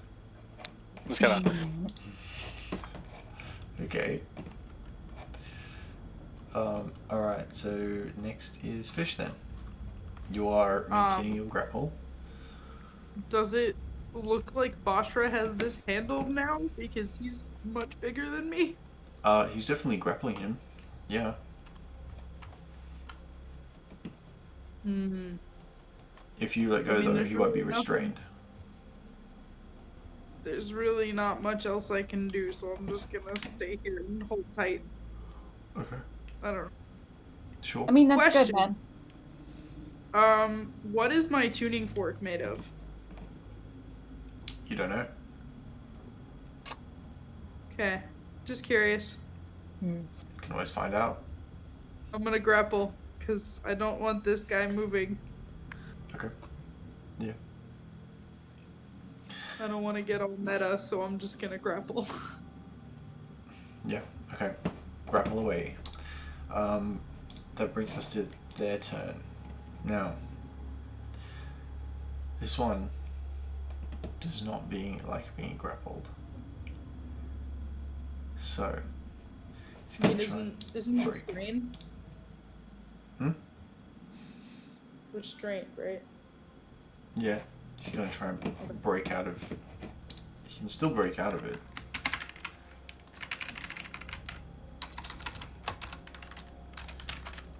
Okay. Basha and Fish, make me an athletics check, please.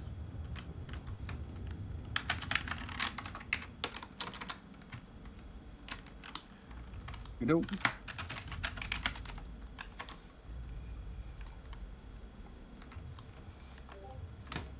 Yeah, 26. What? Yeah. How the hell? Okay. You both beat them. So he's still restrained. And that's I his feel turn. so cool. Congratulations. The other one, seeing the other one. The other one is going to come around the back of you, Basha, and is going to attack you with a 22.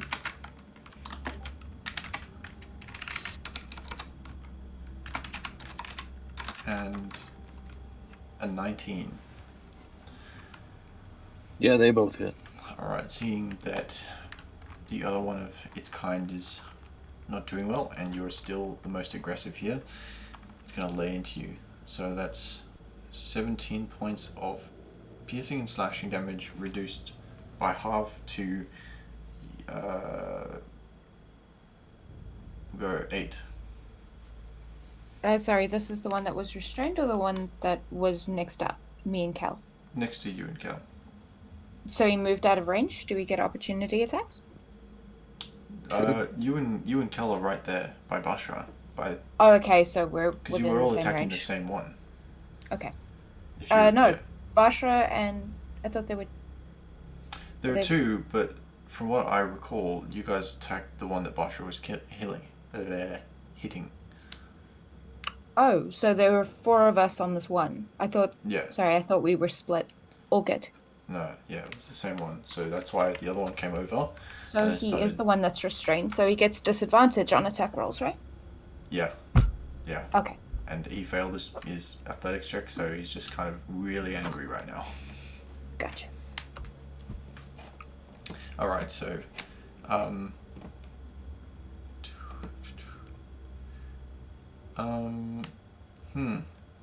Bashra, make me another constitution save. Okay. Doo-doo-doo. 23. 23, okay.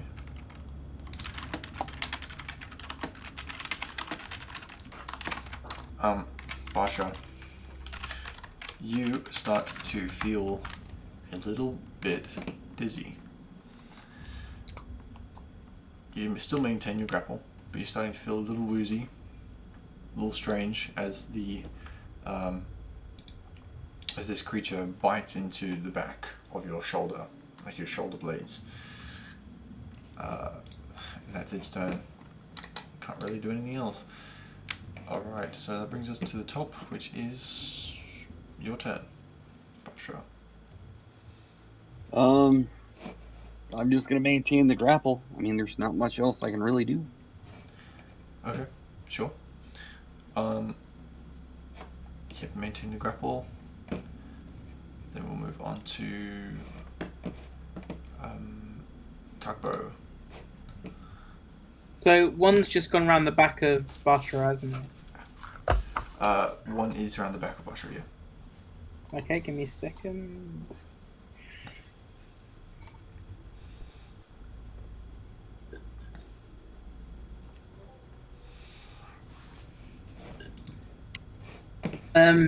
I think since he sees that magical damage is doing well on it, and everyone else is doing magic damage and it seems to be hurting it, he's going to cast Eldritch Blast on the one that's just gone around Bashra to try and help him.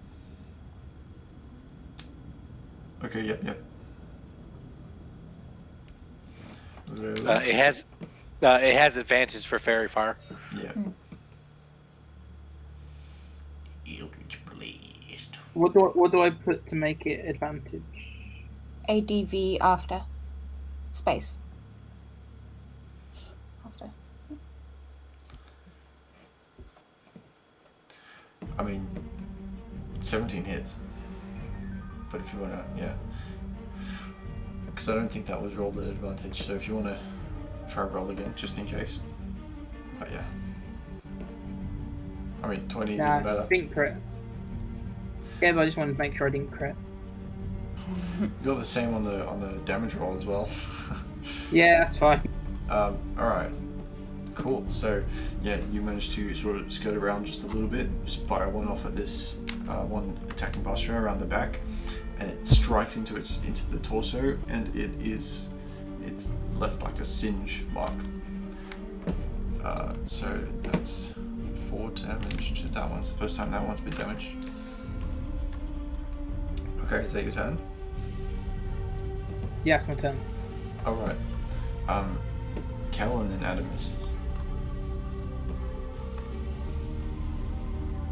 Cool. So Cal will strike out with the flame blade again, right at the one that's right next to us. Whoops.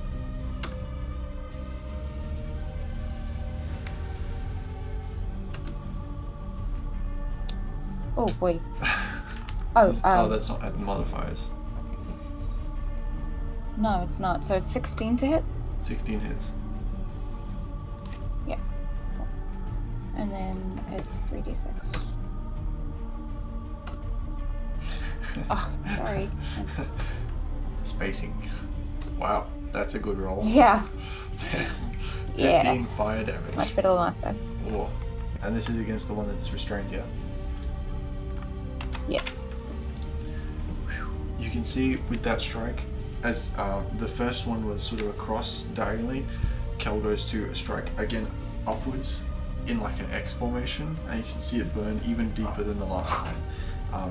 The scorch mark from before seems to be furthered by this strike, and it's sort of now gone from very aggressive and very frustrated and angry to like a wild panic.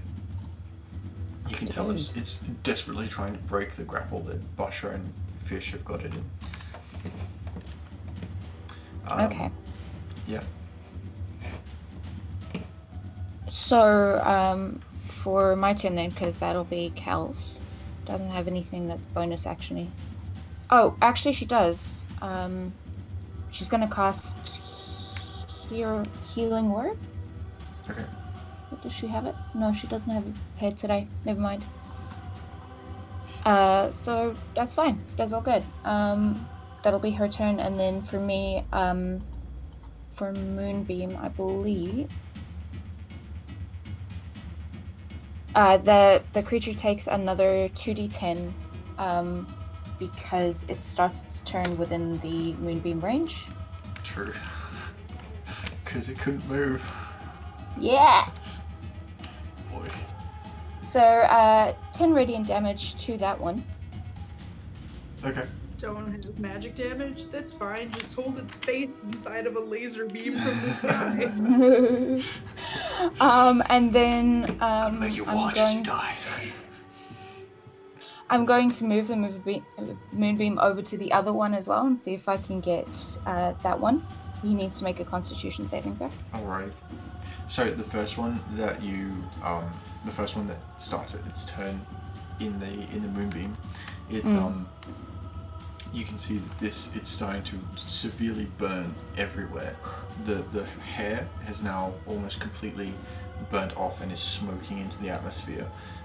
Basha, you're feeling this heat radiate off of this creature, as well as you, Fish. It's not unbearable, but it's just, you can feel it like starting to eat away at its body as it then, the moonbeam passes over to the next one and rolls its Constitution save.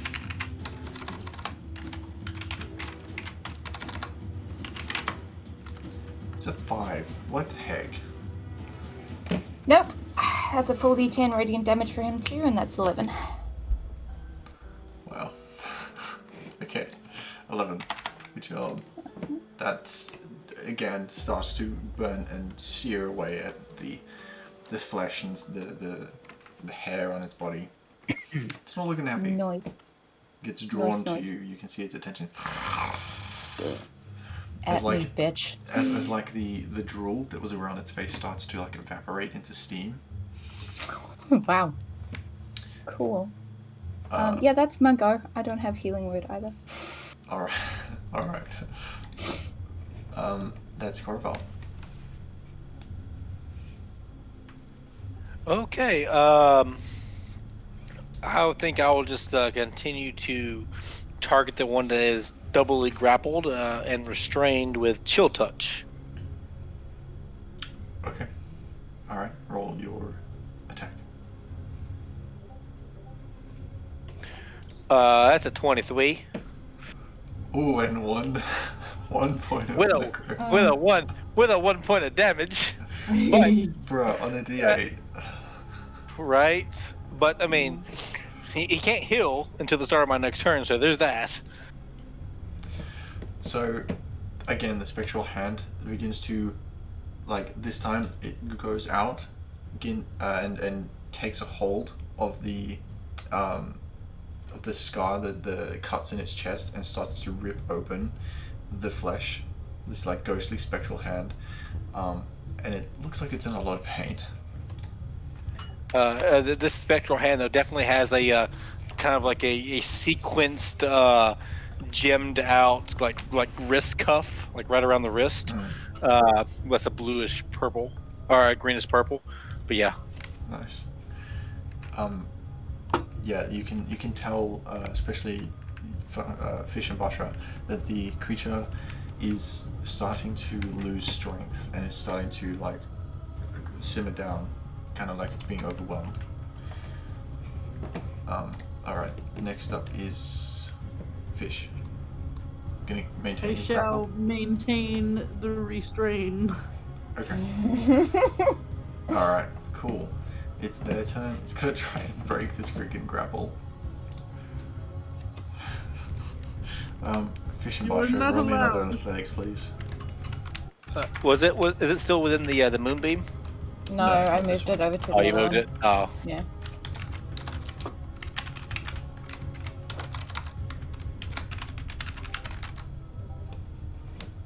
$17! Nowhere. It actually succeeds. No! It rolled really well Shit. Against the 21? against the 21. can is this technically is this like just a regular check, or is this technically an attack for maintaining the grapple? Because would they have advantage because of fairy fire? It's an attack to grapple. It is it's a skill check to escape. Maintain. Okay, just asking. Yeah. But yeah, otherwise it would have disadvantage, I get you. But no, it succeeds, manages to, in its sort of flurry of trying to escape, it goes limp. You guys are put off guard, and then all of a sudden it just has this surge of energy where it breaks free and just starts sprinting. You can hear this, as it starts to run. You guys get attack of opportunities if you want. As it starts to run, you can hear this as it's running. You can see some of the people in the distance, like their eyes just go wide and they disappear. Important question. Can I grapple as an attack of opportunity? No, not in this instance. This is a reactionary Oh my thing. god. I mean, a reactionary thing, I'd still try to punch it. I don't think it's gonna do anything, but I'd still try to punch it. That doesn't hit. No. But mine will. 19. Sorry, Cal's will. 19 First hits. one was mine, and I missed. And What then is- Cal went. What is this with? The blade that she has in her hand, the flame Flame blade? blade. Right. That will definitely hit. 19. 11. Okay. So, as it starts sprinting away, Kel immediately lunges after it and just sort of stabs straight through the torso. And as it does, you hear this sickening burning crunch sound as it pierces through the spine, and you hear this and then it starts to just sort of crumple to one knee and look back. And as it does so, you notice that its skin, I mean, there's no hair left anymore. It's all just grey skin. It starts to change color, and the color reverts to a pale skin, and its size starts to decrease as Kel withdraws the sword. By the time it hits the floor, its face and all its features fully revert to that of a human female, and is completely naked aside from around the waist, and has got this massive what's the word when fire seals the wound again? Cauterized. Yeah, fully cauterized hole in the back of her spine, completely dead. But yeah, so Fish immediately feels terrible. so that one's dead. The other one. The other one sort of is looking around, seeing the moonbeam, gets out of that, just sort of sidesteps, and then Well, I mean, he started his turn there, so he has to True. make a constitution saving throw. does he remake the Constitution save, or does he just Yeah, take the damage? I reread it, and yeah, he makes a constitution saving throw if he starts there. Okay, let's remake that real quickly. Save, con, fail, roll damage. 16. Ow. That hurts. it does not look pleasant as the saliva begins to evaporate. You can see that the edges of the jaw, like the mouth itself, like the lip, starts to singe away, and the teeth just remain like bared. Sorry, and like it steps out of the moonbeam because it's not having that, and comes straight after you. So that's that and Nom Nom. What's your AC? Oh, hey. It is 17. Okay, first one doesn't hit, but a 20 does. So as it tries to like reactionary claw against you, it's sort of still blinded from some of the moonbeam, and you just sort of duck out the way. But then it quickly follows up, like locking eyes with you, grabbing you, and just straight into your shoulder. Make a Constitution save, please, and you take 8 piercing damage. Save con 13 for my con save. Okay. You And feel when this. you said, Hmm? sorry, 8 piercing damage. 8, yes. Okay, gotcha. Are you immune to anything? Immune to disease, resistant to poison. Okay. So you feel this pain surge through your shoulder as it releases its bite and sort of pushes you back a little bit. Just you feel this pain surge through and then course through your blood, and then you feel your instincts take over and almost like releasing an anesthetic, dull it, and you feel fine. Interesting. So that's that, and then it brings us to the top of the round, which is Bushra. Oh, and by this point, you guys can hear all this like commotion, like rattling of armor and weapons and stuff, as you can hear Townsguard are on their way.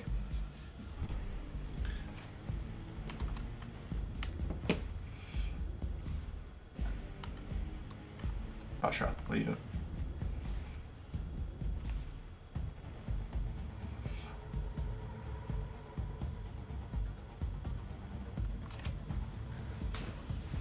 Basha. Still muted, buddy. Can you hear me? Yep. There you go. Alright. So they got burned up by the moonbeam? That first one, yeah. Right. Second one's still alive? Mm-hmm. Yeah, I'm gonna grapple it. Okay, roll me an athletics check.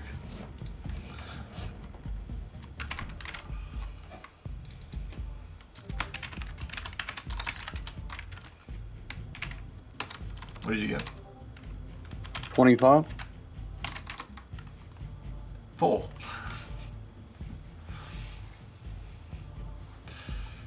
Okay. So you successfully grapple this creature as it's going after Delaney. You hop behind it, just arm lock it. Just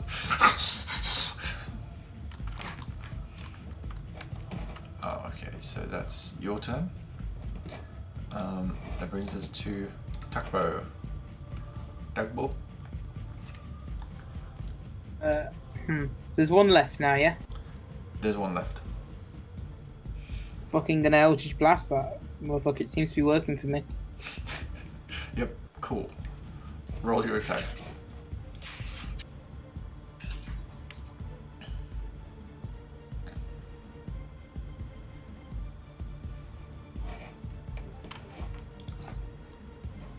Advantage on this one, or? Yes. Yes. I think. Is that no? Yeah, that's- Fairy Fire. Oh, yeah, Fairy Fire is ongoing. Yep. Yeah, Fairy Fire is I forgot ongoing. that was still up. Well, I'll take the 4 damage. Yeah, okay, so 4 force damage. See, both of those hit anyway. So 4 force damage. That hurt. Again, just like you're leaving holes all over these creatures, just singe holes. Is that your turn?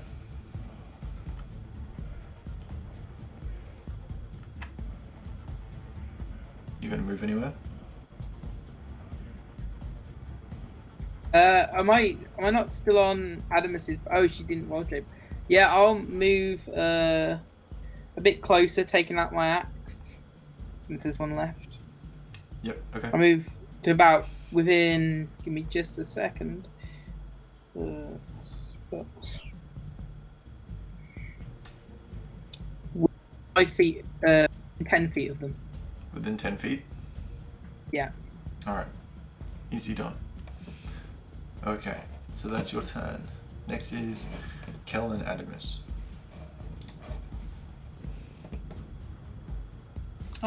Yep, okay, cool. So, Cal will move forward and just continue to do the strikey at that boy. Could I yell something out as a reaction? Could I use my reaction to do this? Talking is pretty much a free action, so whenever you want. I would yell out, based on what I know, this creature's looking pretty fucked up, or pretty messed up. I have something to incapacitate it. Don't kill it. Okay. In that case, if you're not looking to do lethal damage, she can't use magic, so she will just attack him straight out with her standard blade.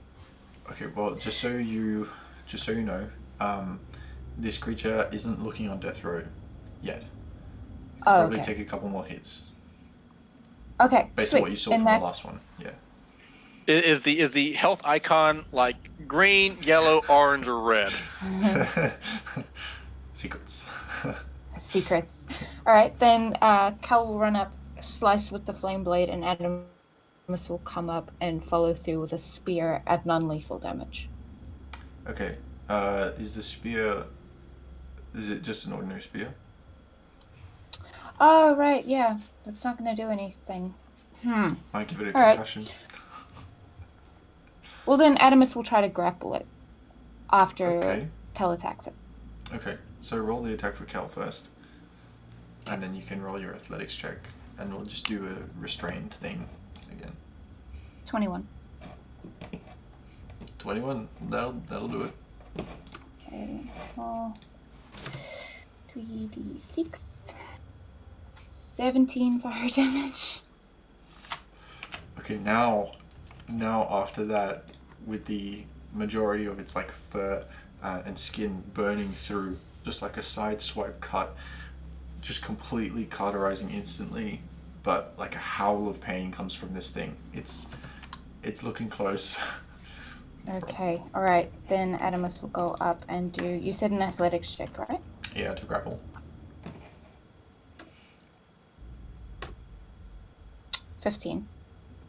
Okay. I'm just gonna make this check with disadvantage because of Basha.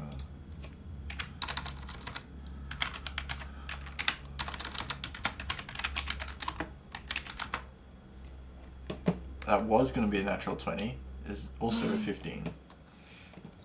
So I think it goes in favor of the defendant, so unfortunately your grapple isn't successful. It's just kind of keeping you at bay with its foot, like kind of like pushing you back. That's fine. Oh, good. That's me then. You can see if that was the grapple to attack, like you just said a minute ago, that would have been advantage for Adamus. Oh, dope. True, actually, yeah, because wait, does that happen with grapple, or just restraint? If it's, I don't know. That I was kind of going off what you said a minute ago. If it's an attack, not a check. Check that, because I think that was only restraint. Yeah, because if it's a grapple action, it uses the attack action. Again, this is me basing off of your ruling a few minutes ago, so it's up to you. But. Because we had ruled it restrained before, because there were two, the attacks have advantage against it and disadvantage for it, whereas the grapple condition just makes it speed 0. It can't bonus from benefits to speed, and No, he was talking about the fairy fire. Oh, yeah, that's what I'm talking about. Yeah, because fairy fire gives. So fairy fire is still up, and it gives all attacks against that creature advantage. Oh, yeah. So if the grapple was an attack, grapple is an attack. Yeah, but it doesn't matter. She rolled a 9. Adamus rolled a 9, so I don't think it matters. Oh, okay. Well, there you go. Doesn't matter. I just saw that. All right. It matters for the future, so. Yeah. I keep forgetting about the fairy fire, man. No, that's fine. That's why I keep asking, because I don't want anybody to forget about it. Yeah, no, that's good. That's good. I'll remember one of these days. That's just my turn. Okay. I'm not gonna move Moonbeam. It's a good attempt. It's looking panicked, and you can see the fear in its eyes. And based on your previous, based on the previous one, what happened to it, you start to get like an empathetic connection with it. This time, a lot of you would feel that fear that you guys would have as well in its position. The sense of humanity to it. So that's killing that. So Korva, your turn.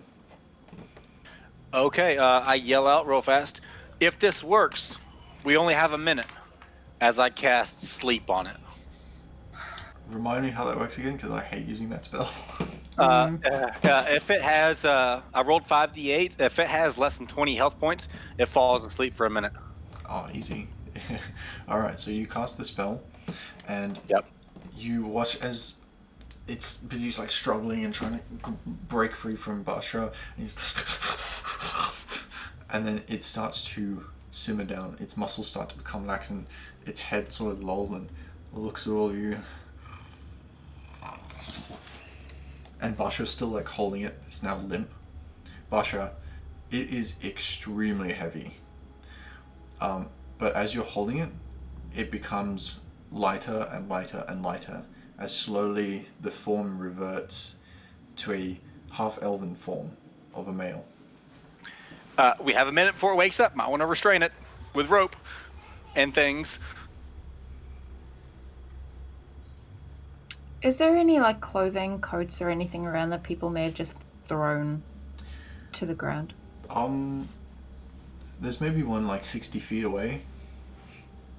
Yeah. I'll go. I'll go for it. Alright. Yep. Take off, and I'm fine. Within like 10 seconds, Fish has got it.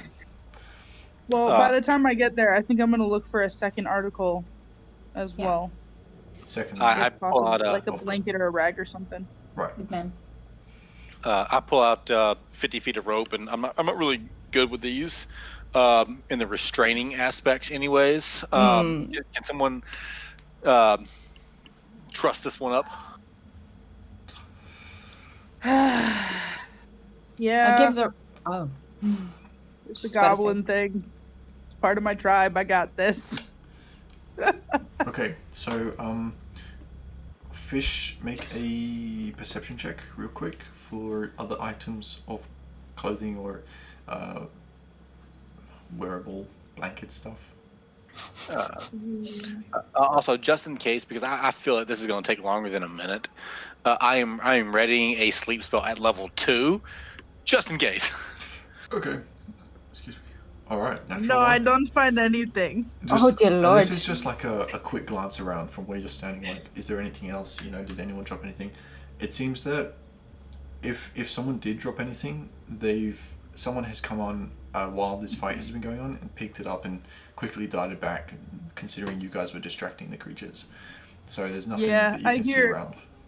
I hear Korvar ask if anybody can help, and I'm just like, fuck it. I'm just gonna take this coat and run back. Yeah, so you've got the coat and you run back. Yeah. Jumping over the dead female. With ease. Yep, just easy long jump. Yeah, what are you guys doing? I will use my tribal experience to restrain this man. Alright, for the sake of this, roll me an athletics check. Well, actually, depending on what you want, it could either be athletics or it could be intelligence. I'm sure one of us is willing to assist with this, right? I'd Sure. help. The two small ones can help. You can have advantage, whoever's rolling. Okay. I got it. How do you do advantage again? Or do you just do it twice? You can space ADV, and it will advantage for you. Oh, 22. Nice. So, you managed to... I look ashamed while I'm doing it. Okay. Are you tying him up? Like, who's getting the cloak?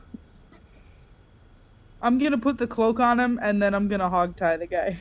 Yeah, okay, I thought so. Yeah, so this guy has now been tied with the cloak around.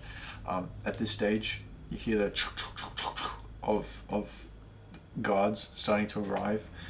You see about 4 or 5 guards rock up either side of the street and start coming towards you. And you know they're like battle ready. They've got their spears and their swords out, and they're like looking for danger. And they see you guys and 2 people. And the guy as well, before being cloaked, just had like pretty much like a torn loincloth kind of thing going on before it was cloaked. And they get there, and one of them comes up and is like, where are they? Where's the danger? Dealt with. I hold up a badge from the Margrave too. We did it. We subdued them. So where are they? I'll point to the tied up person. These people?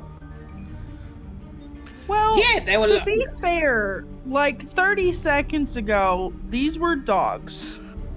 What? Yeah, some type of upright canine individual. Some type of magical processes coming over to turn them into beastly creatures. I'm gonna point to the one that we tied, and then point to the body that hit the building, and say that he did that, like a minute ago. This is true. You should be careful. Jeeves. You see them start to... Stop. Shut up, Korva. I can see that. I will smite you.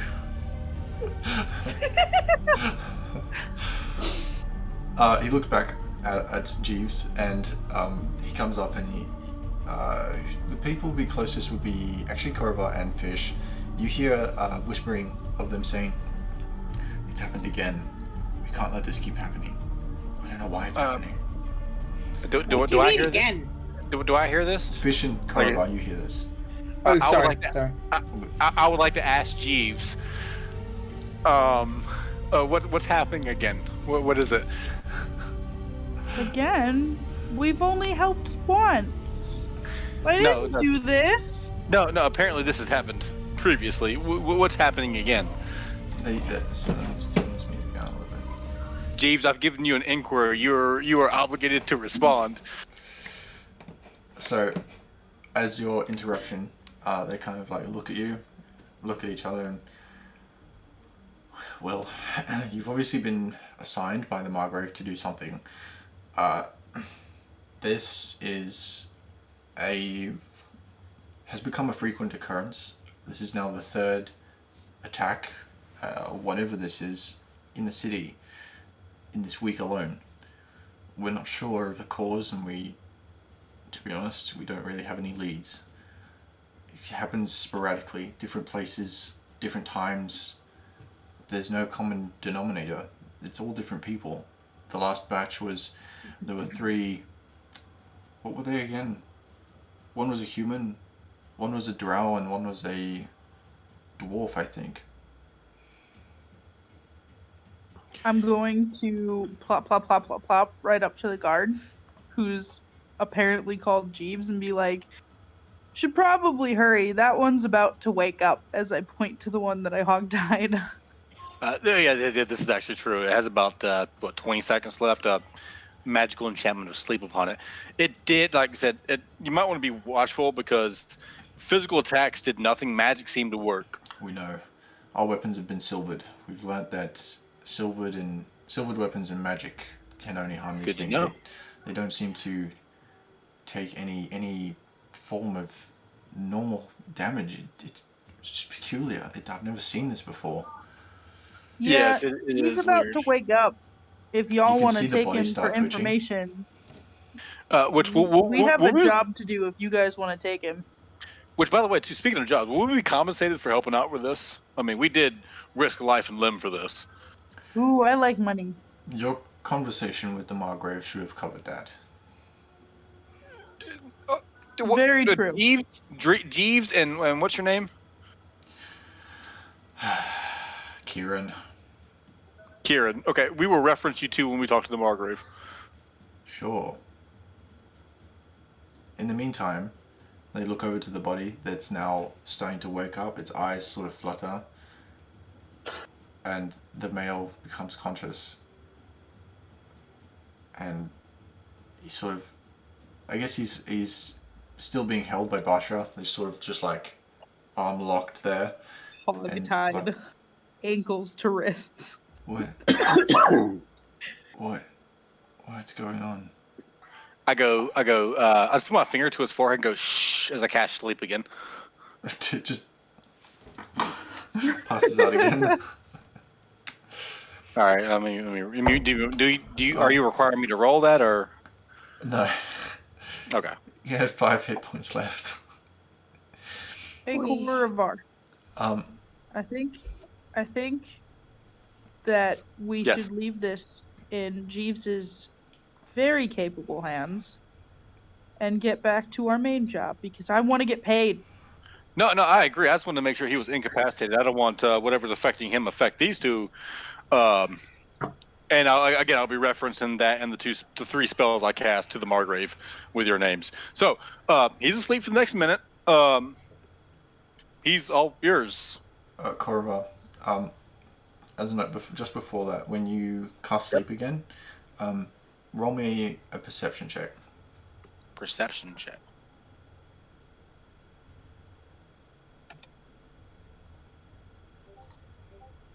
Oof, 11.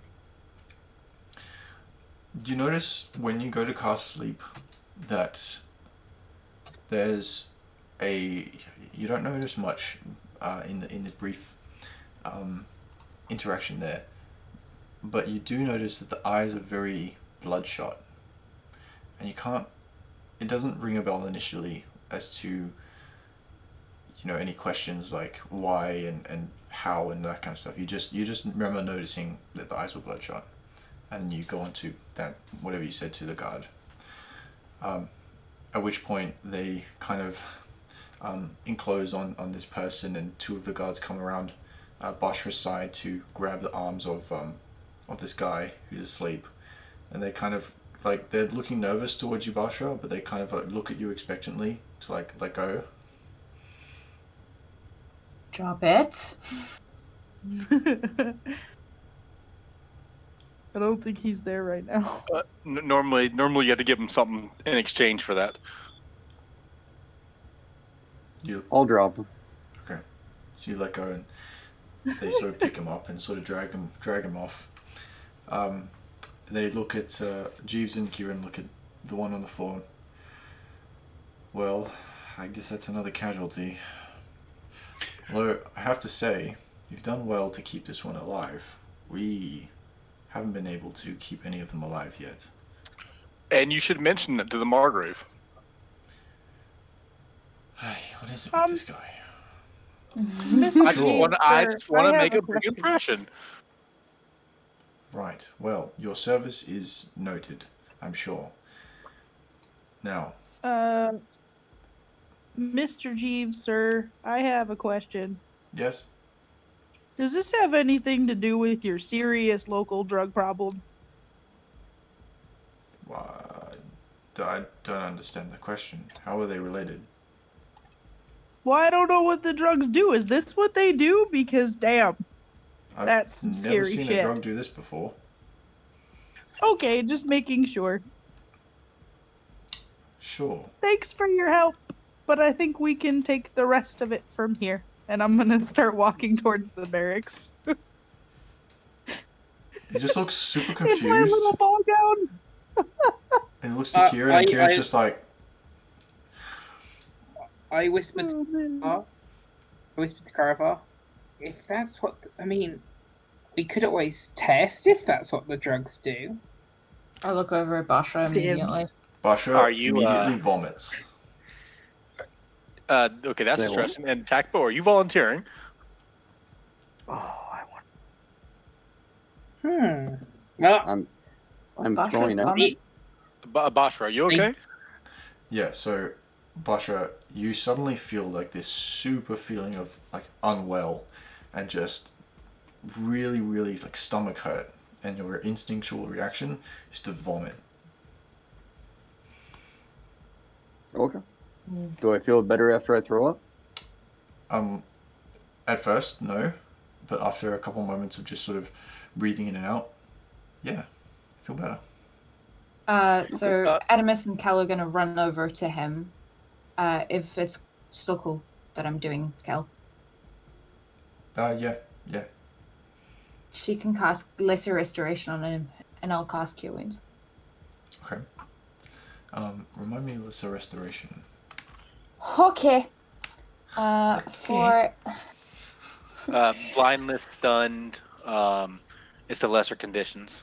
yeah, condition can be blinded, deafened, paralyzed, or poisoned. Okay. And this is Kel casting Lesser Restoration? Mm-hmm. Okay. Kel picks up, as she casts Lesser Restoration, she picks up, she feels the spell release, and it sort of soak into Basha's body, and she can feel a connection with curing a type of, it's borderline between poison and disease. Seeing all this transpired, I go up and I mean we saw Bashra getting attacked, right? Like he physically got like bitten, correct? Yeah. I As go over and I go over and look at the one who's trussed up, the hogtied half elf, I believe. Does he have any? Because he's only wearing like a cloak. Like any weird bite wounds, like in the arms or legs, the chest area, or wounds itself. Yeah, on his shoulder there's sort of pierce marks from where the bite was. I turn over and ask Jeeves again. These recent incidents. So are some of your guardsmen disappearing? Are they succumbing to this as well? No guards as of yet. And as he's saying this, Kieran and Jeeves have wrapped this woman in a cloak and are carrying her off. Just as you catch them, and he looks at you and stops as they're walking away. Yeah, none of our guards. This individual has a bite wound. Our compadre Bajra was bitten, who was just cured by our friend. Maybe it's the saliva or the bites that is transmitting this. Is that woman bit? I'm not sure. And they sort of unveil the cloak a little bit to like the top half and sort of the waist to inspect for bright bite marks. Kind of poring over for a moment or so, and you're sort of standing there as well, overlooking, and it doesn't look like there's any bite marks. I don't know. Maybe I'm just attributing just him being bitten. But maybe you should be on the lookout for that. It's just a weird coincidence. Yeah. We'll keep an eye out. Yeah. And that's where we're going to go ahead and take a break, and we'll come back in 20 minutes.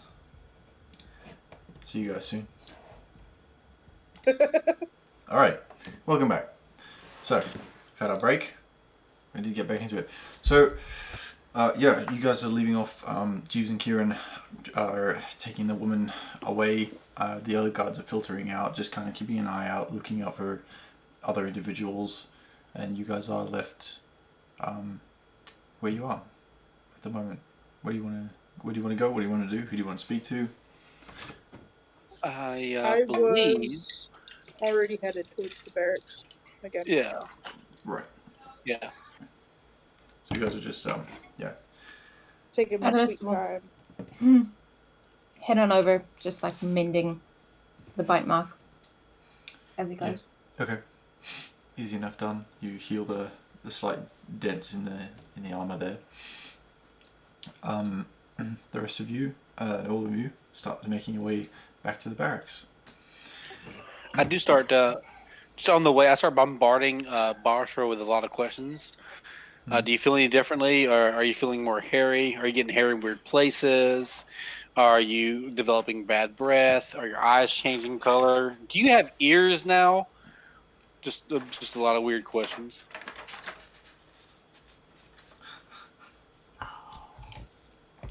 I'm gonna give you a side glance for a minute, I smile. and then lean in close, open my mouth, and try to point at something. Is there something stuck in there? Can you get that? As I go Just to put your lean hand in, in there, right there. Put your hand in there. I stick a finger where his ear should be. I hate you so much. Oh my god, I got Barsha once! Yes! You're so lucky Fish wasn't on his back. Oh man. I'm going to sketch out this moment, Okay. but like I'm gonna do it in like the style of, you know, when anime and there's flowers all around and there's vinaigrette and it looks like they're in love, but it's just ear hole poking. You know? Oh my god. I'm gonna frame it. Why is D&D reduced to this? Oh, this is what D&D's all about. Don't lie. It's You know, okay. I can see this aggressive lizard king like leaning down with his mouth open, like in a half drow's face, and the drow's just going boop Boop. with his ear. Like that, but your eyes are like longing. D&D is reduced to this because you chose these specific people. This is your fault. To be honest, that's exactly how I saw it too. Is I literally opened my mouth as wide as I could and got right in his face, and he's just like, boop. And I was like, "You son of a bitch!" Yep. Yep. So,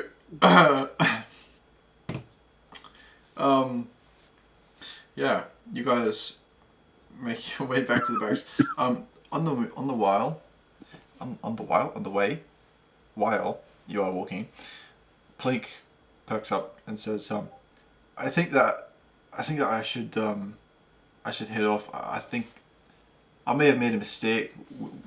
I don't feel right. I think I should go.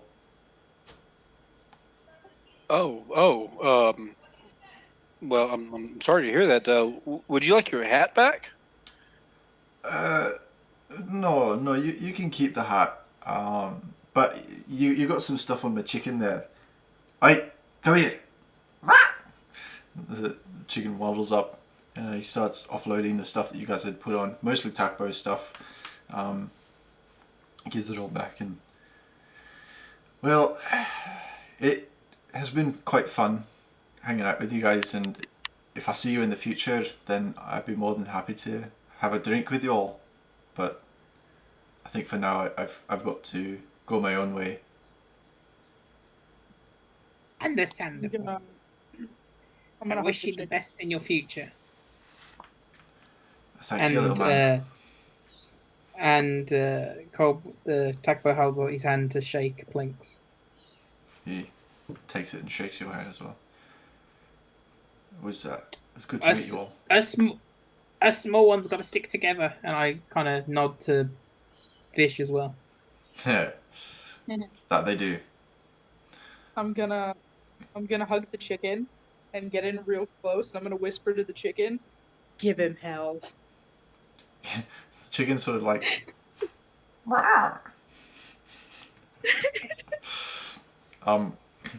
Plink turns to you, Adamus, and goes, I know we didn't really get along too well. I may have been a bit overboard with, how you work and stuff, but I do wish the best for all of you, and, if you ever find out more about yourself, then I'd be more than happy to learn. Well, sir, you would be the first person that I'd ask. I had some questions for you, but I guess I'll talk to you later about that if I ever see you again. Until then, take care. I'll see you all in the future. Fine. Just let us know which to find you. I will. And he sort of waves off and he wanders off into the town. You guys continue making your way towards the barracks.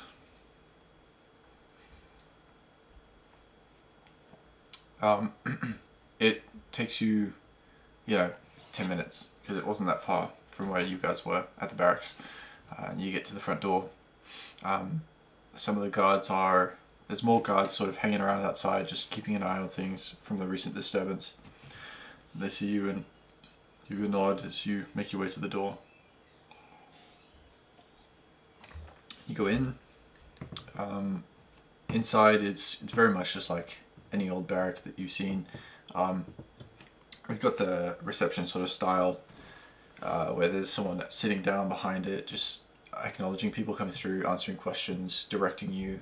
Then there's a corridor down one way, and behind you is what I guess you would call there's the waiting area, and then there's a door that sounds to be like one of the public cells. That's kind of where people get taken when they're first arrested. They get put there just to make sure, like a processing stage, and before they either get released or they get put into a permanent cell. The person behind the bar, the reception table, kind of looks up and goes, "Hi, can I help you?"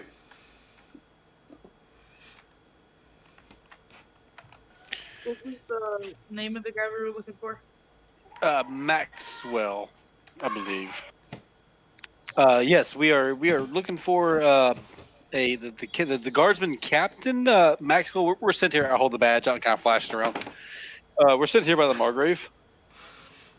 Yes. All right. It should be available. Yes, just head on down that corridor, and should be on the door on the left there. Okay. Do you know guardsmen Keenan and Jeeves, by the way? Keenan, I don't. You mean Kieran?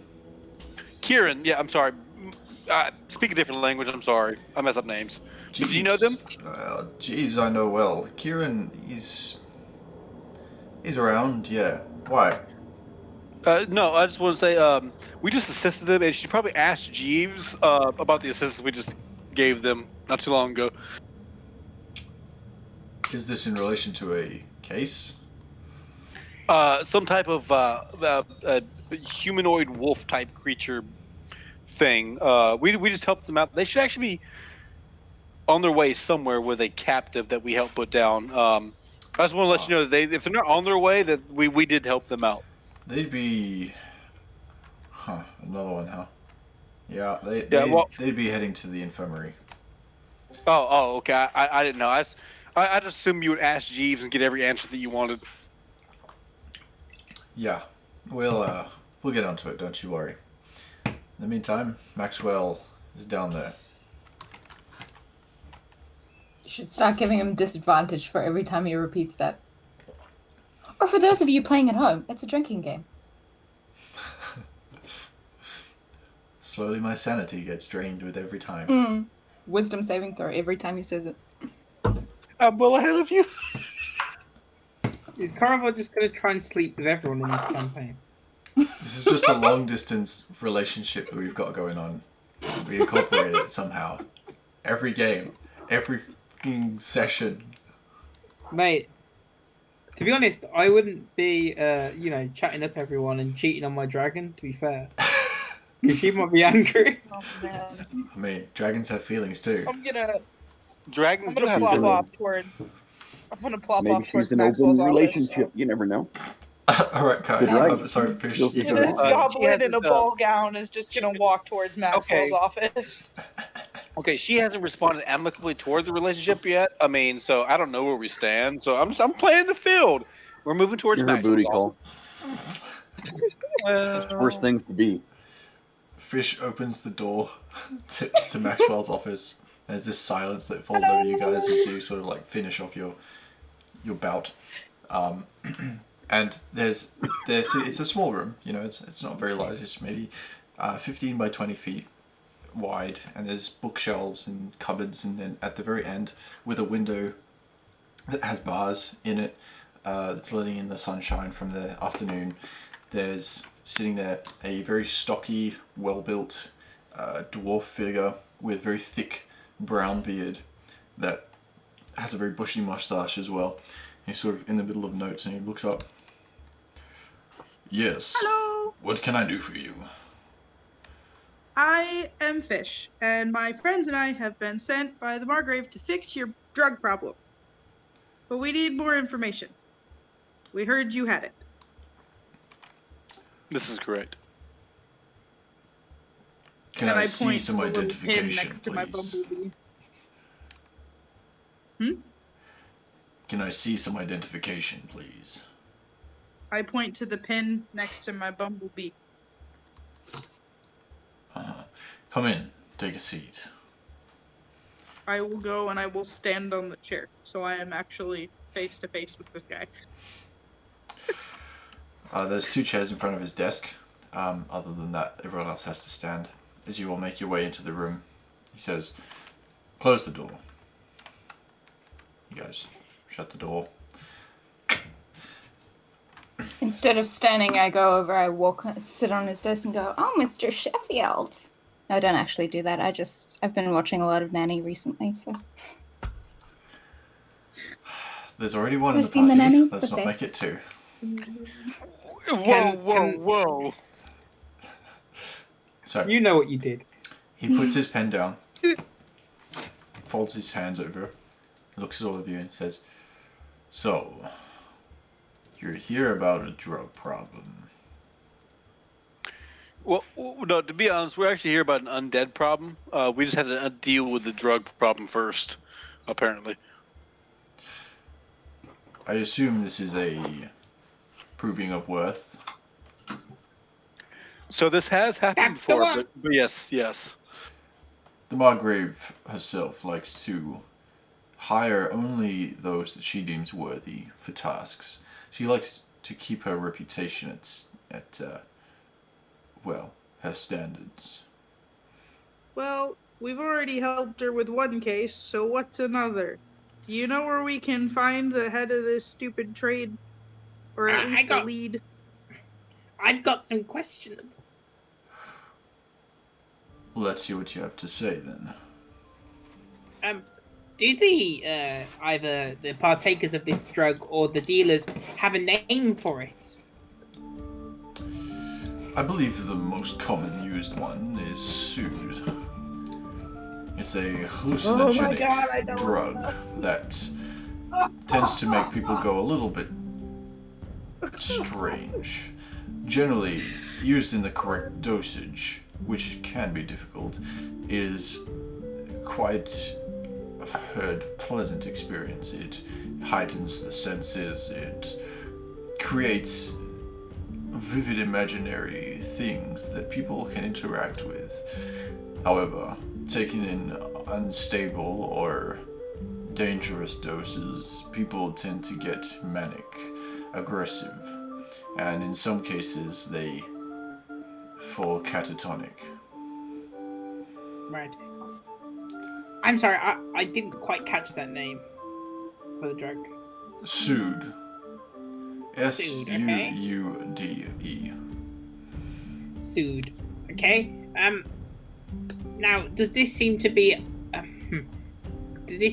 an organized operation, or is it more like a supplier selling to a series of independent dealers? As far as we know, we don't have any contacts or locations of this drug origin within the city. I obviously am aware of the underground dealings that happen everywhere, but as of now, I have no information on whereabouts I could find said dealer. Any rumors of a kingpin that's making and dispatching this stuff? You know, like a kingpin, you know, big man. Surprisingly, not, no. That's odd. Do you think he'd want to make a name for himself? Well, there was a similar type of drug influence over the city not that long ago, maybe 5 years ago. They Sued that time or something different? No, I believe that was Jarrett root. Much deadlier type of drug, that one. Dangerous, so we had to expend a lot of resources in locating and dismantling their operations. But that time, they definitely made a name for themselves and took pride in it. And I think since their fall from Kingpin, as you would call it, those that deal in drugs have grown wiser than to make a name for themselves. Where are the highest concentrated areas of sales in town? As far as I'm aware, we've had a lot of recreational use in taverns. In any tavern. They could be upper class or lower class. I know of one tavern near here. I believe, what was the name? I believe one of the upper class taverns recently had quite the dinner party for higher ups, you could say, the people that find themselves most important. That was in the Silken Song. Aside from that, many of the lower class taverns tend to partake of these recreational drugs. Yeah, listening in. So we have various locations that this drug is being used at. We have a leader who, or he or she, doesn't have a name or doesn't have any known aliases. Is that about right?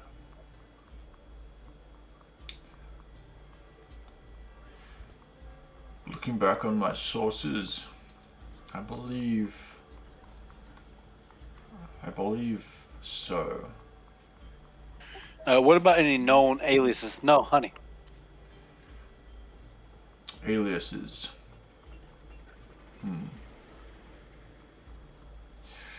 Oddly enough, this has been an unusual drug operation. They tend to have become smarter about how they handle this stuff, despite the many frequent occurrences within the city. I don't even know the colloquial name for the drug at this stage. But at this current point in time, all I can say is that it is common enough. I'm sure you could find someone to question. I simply don't have the time or resources right now to look into it further. Hence why the Margrave sent you on this.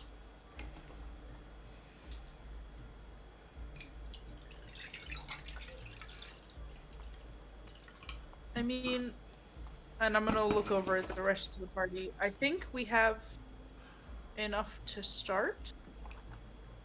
But I mean, at least we know where to find this guy if we have any questions. Yeah. I'll be here most of the time.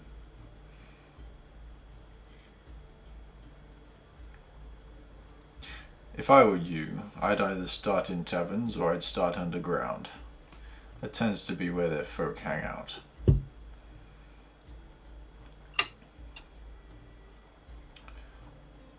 And I take it you've heard of the explosion that happened in the street a day or two ago. Aye. What became of that investigation? Why do you wish to know? I believe it was related. Make a persuasion check. Okay. My mouse would work. Could I assist with this by flashing a dazzling smile? No. I was just asking. You can't flirt your way out of everything, Korovar. Got a Bet. -1 to charisma. So what's that? 12. 12, yeah.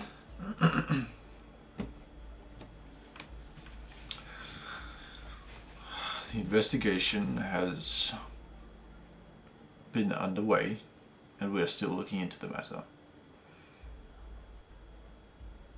Okay, that's very vague and unhelpful. Well, it Do is you a know if they're classified still case. operating out of that base? Can we go start there? Can you give us any information whatsoever? How did you know that there was an entrance to the underground there? Because we I heard. mean, Uh, you see a whenever- giant explosion, and then what's left is a hole. Like, you He put starts two flipping and through two some together.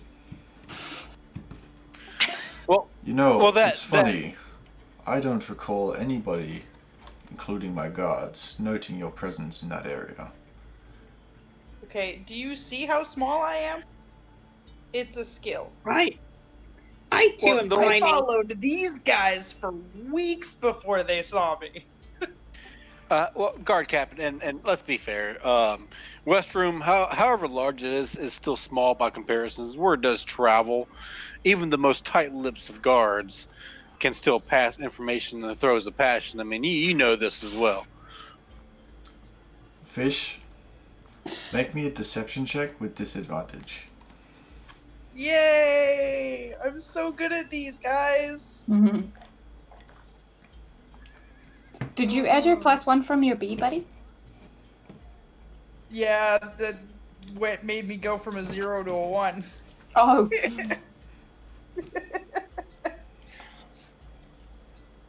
On phone.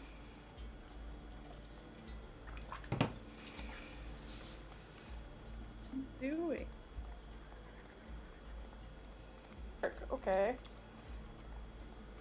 Carry on. I will work on this. Well, I mean, this is kind of crucial to the conversation. I can't. Listen, Like, it's not working. What do you mean? Listen, Just type we into can the just- chat. Everything is fine.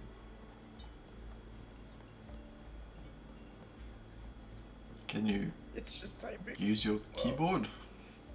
Okay, I got it. I'm good. Everything's fine. What's the abbreviation for disadvantage? Sorry. DIS. It is DIS, yeah. Dis. I wasn't sure if it was all about it. 5.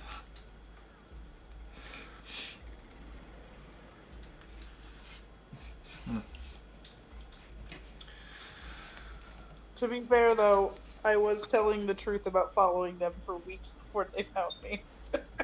No, I think that disadvantage was because of me, because of what I said.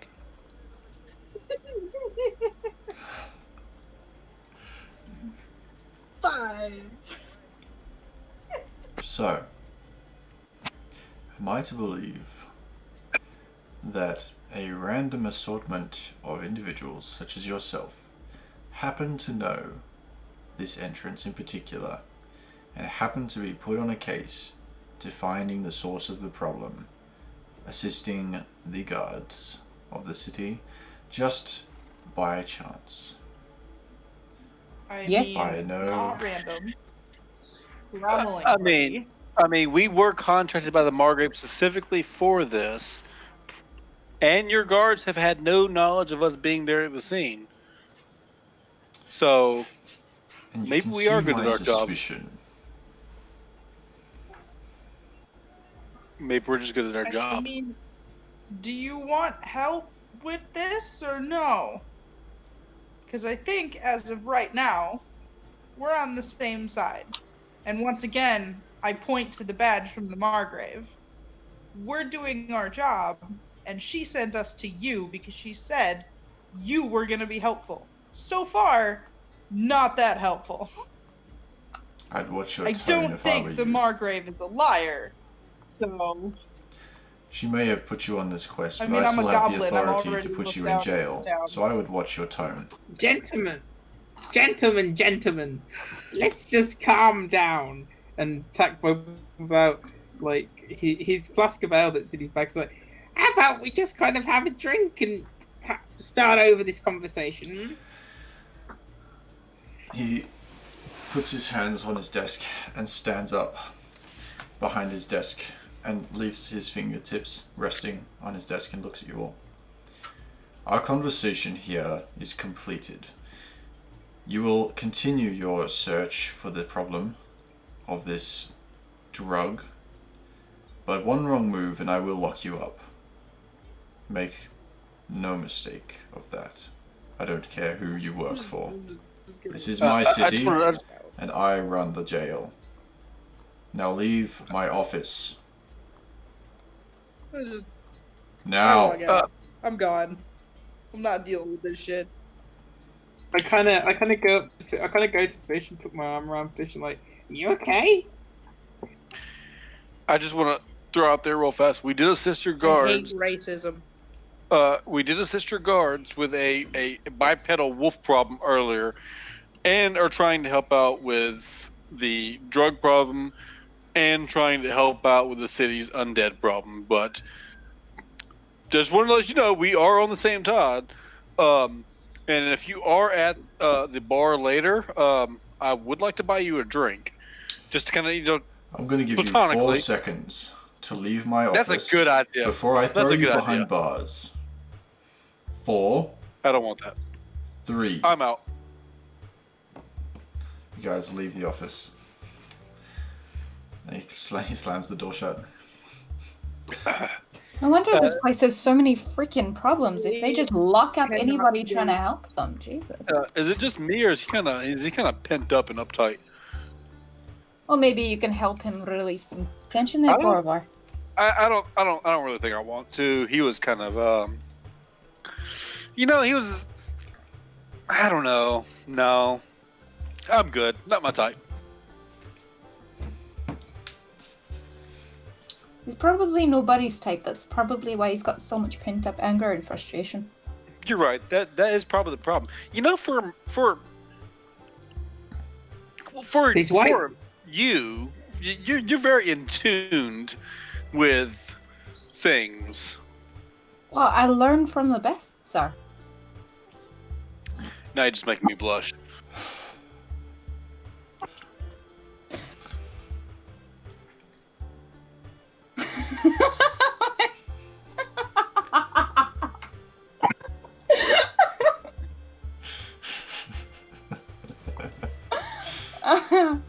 So, where do we go from here?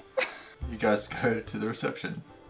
Well, I kind of figured we're just heading straight out. Like we're not fucking around with any of this shit no more. Excuse me. If no one has any objections, if we go outside, I would ask, or I would suggest, maybe we need to sit down and have a chat about the way forward, because we have a few leads ourselves, and the guard captain, Mr. Maxwell, not being very helpful. Well, And Fish, that was a very aggressive display of forward feelings there.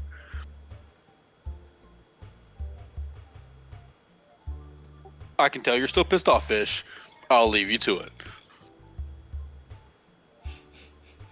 I think Kai's having internet problems.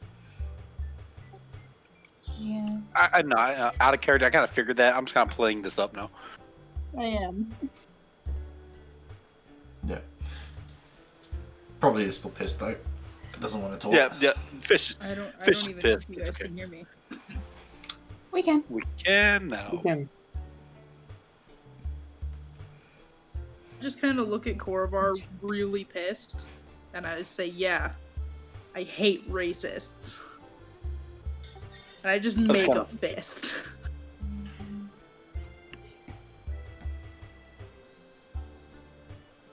I don't really think that was there racism involved in that whole debacle? Was that a thing? I didn't really see that. What you're used to, but as a goblin, I am always talked down to. If I show any kind of confidence or authority whatsoever, I am considered rude, and I am considered a problem. Or are you getting so talked just down because to I want to get something short? done?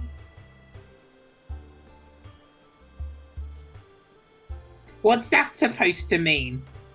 One of these days, Korvar, I'm gonna grapple your knees and you'll be short. Well, I mean, that could happen. I was asking. I mean, is the reason you're talked down to because you're short? I mean, it is a thing. No. I was just asking. I might have to cut him down. Nobody likes goblins. That's not true. I like goblins. Well, the last time I was in this city, I was kind of sold into slavery, so not a fan of this place. See, you got to look at the plus sides of this. Maybe you were sold into slavery because they really valued your company and they couldn't part from you, and they just refused to be apart from you. Nah. I'm ready to take down some drug lords. Let's go punch some shit. You know, there's some deeper issues that we really need to dive into there, Fish. I mean, maybe we should talk a little bit. No idea. As a reminder, you guys have 2 bags of what you assume now to be sued. If you remember. You know, and honestly, thinking of that too, maybe we should get rid of this. If this is this big of a problem, maybe we shouldn't have it. Did they tell us how it's taken? Do we smell it? I don't think that's a question we could have asked the guard captain. Hold on. Fish. No, I don't want to interrupt Tackboat. I'm sure what he's about to say is very important and very relevant to the conversation. But you just complained about racism, Fish. And if they find a goblin who has 2 bags of illegal substances in the city, maybe it's not a good thing. They'd have to catch me first. But they could arrest your friends, and they could try us for you having it. Maybe we should just get rid of it. Or don't you care about your friends? Slave. They'll believe you. Or do you not care about your friends? You should just sell it. Of course I do. Then you don't have to worry about it, and you got some folding money. This is also true. Carva, leave him alone. I'm actually not messing with him. I'm being practical here. Plank technically has one of the satchels, so we don't have to. He gave it to you guys. He did. Okay. Personally, I like Bosher's idea. I mean, maybe we should just sell it and get involved in the drug trade and get some folding money. Well, I mean, that's a good way to go undercover. Watched. We could go undercover. We get arrested. Not if we're undercover.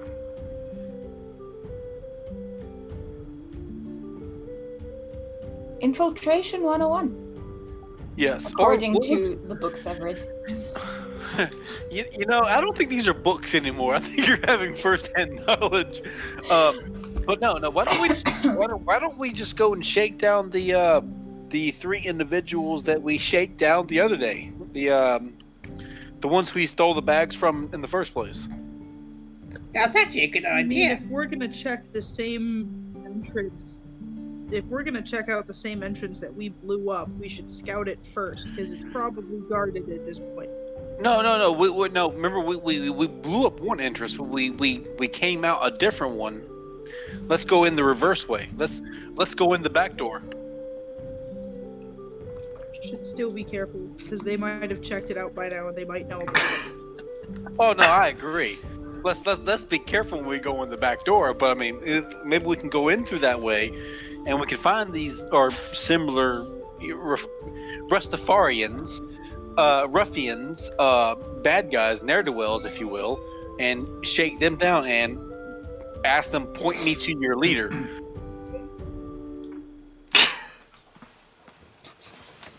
What if they don't have a leader? What if they're like an elected council?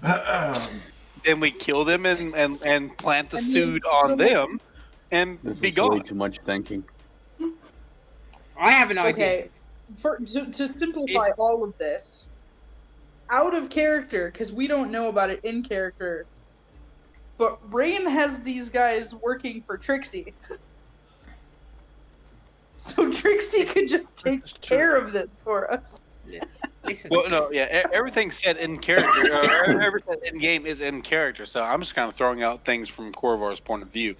So I mean, To be fair, oh, actually, what time is it too? I'm sorry. I think, well, first of all, at the time, the stage would be roughly 2 o'clock in the afternoon.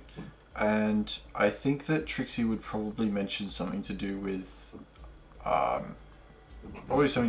like, hiring the people that you had encountered before underground. All right, so we have an inn. yeah. Listen though, listen.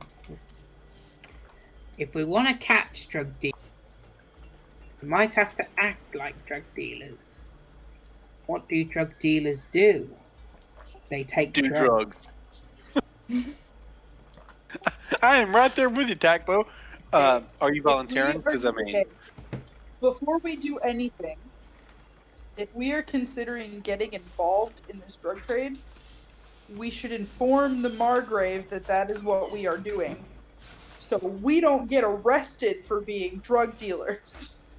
well, there's a thing. So I would love to inform the Margrave, but the last time the guards did ask if we had an appointment.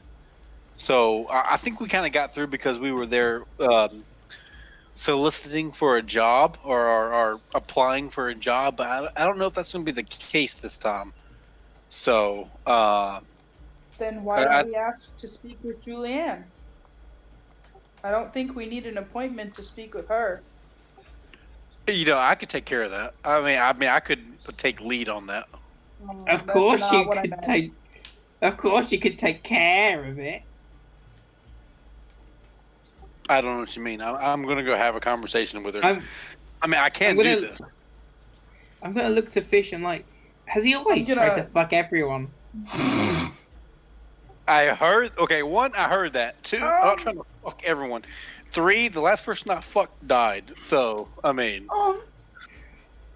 That's not how. That's not how it works. They should have said I don't afterwards really unless know- you're an insect. Tacbo, I don't really know the Yeah. meaning of this word, but I do know that he does try to bond with many women.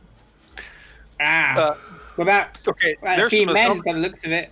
Okay, yeah. Well, one, there's some assumptions there. Two, I mean, you know what? Okay, let's go back and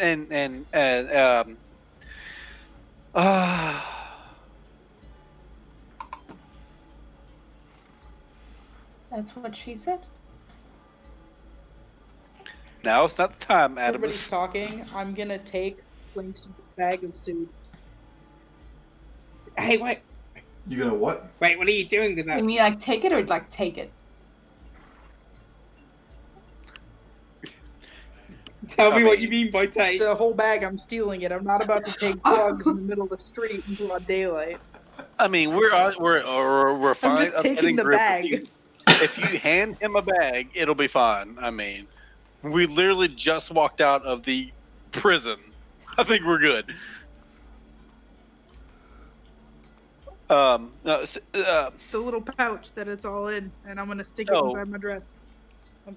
For now. I mean, are is Fish pregnant now? I mean, do we see a bulge in the dress? What the fuck?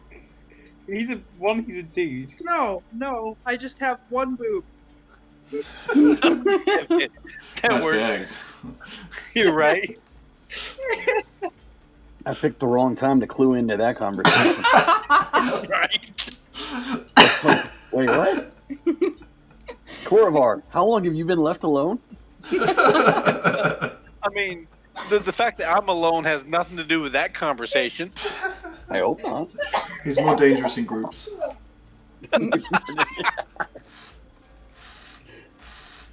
He's what Okay. they call a multi-threat.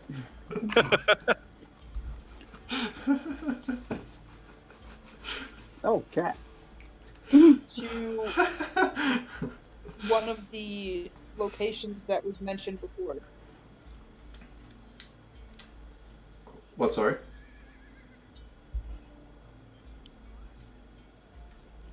Fish?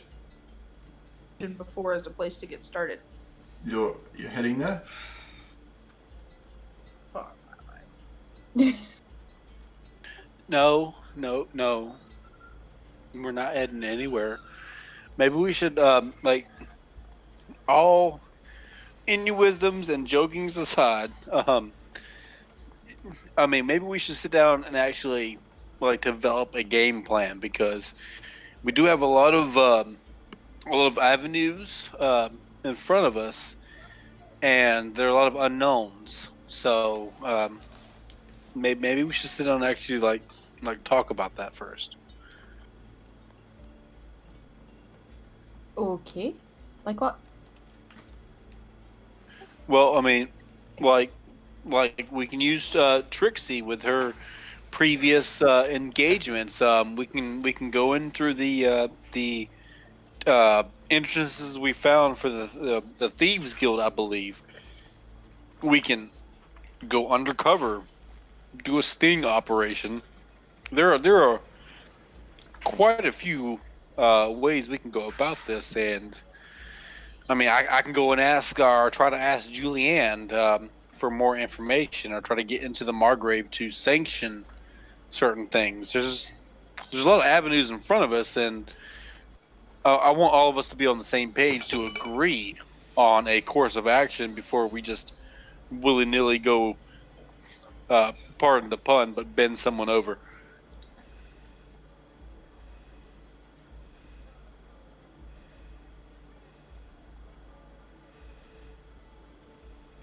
I'm gonna say your silence is consent, and let's go back to the inn and sit down and talk. That's fine. Yeah. So you're going back to the bed and feather? Yeah. I mean, it's either that or we sit here and debate this right in front of the prison. So. Back to the inn. Okay. It takes you a better part of an hour to get back. The streets look like they've been restored, with people are filtering back through and getting about their day again after the previous incursion. Excuse me. Yeah, so you make your way back to the bed and feather. By the time you get back, you notice that everything's been cleaned and restored back to the way it was, like a respectable tavern should be.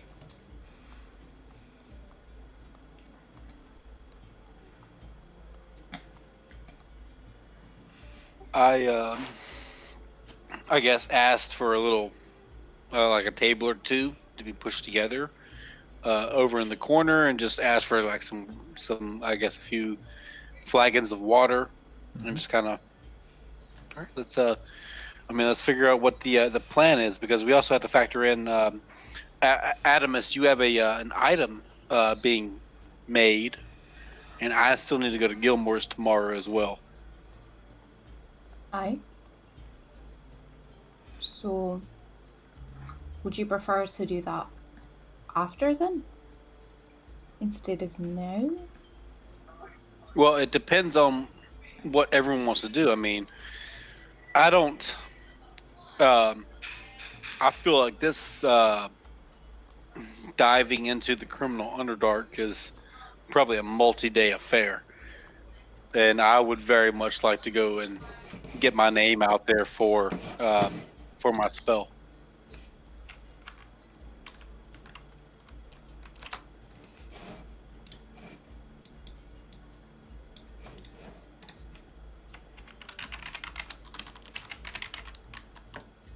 Well, if you believe that it's going to take some time to do whatever it is we decide to do, maybe it's best that we wait until after tomorrow.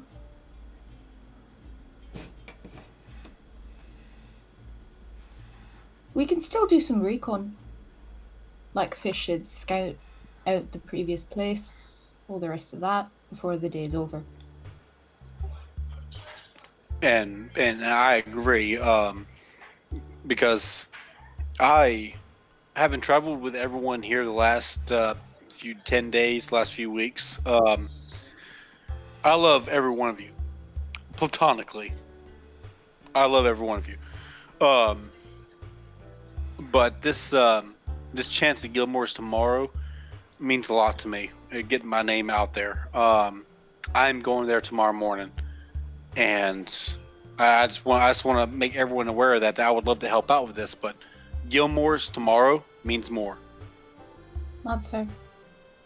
Tackle. Blackberry says, I don't know what platonically means, but just because you say you love me, I'm not gonna mate with you. He's very disappointed, Tackle, but I think he understands. Thank you for the clarification. I will take that disappointment to heart. He by the way, he just seems sincere about this. He's not actually taking the piss. Yeah, sorry. I still want to be a friend.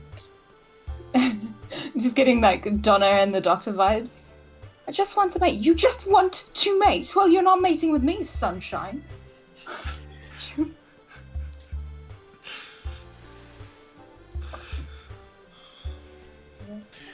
Thank you, Takbo, for being honest. Thank you. So what's the go?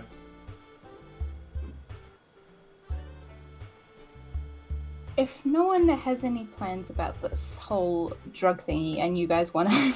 the whole drug thingy, and you guys want to wait until after Korovar and Gilmore have had their meet-up, their rendezvous... Dodge the tail. then I would like to maybe start asking some questions about the missing child. Okay. Yeah. Okay. No. All right. So, basically, you want to do some retcon on the missing child while you kind of time skip in that way to tomorrow and do the whole Gilmore thing. Yes.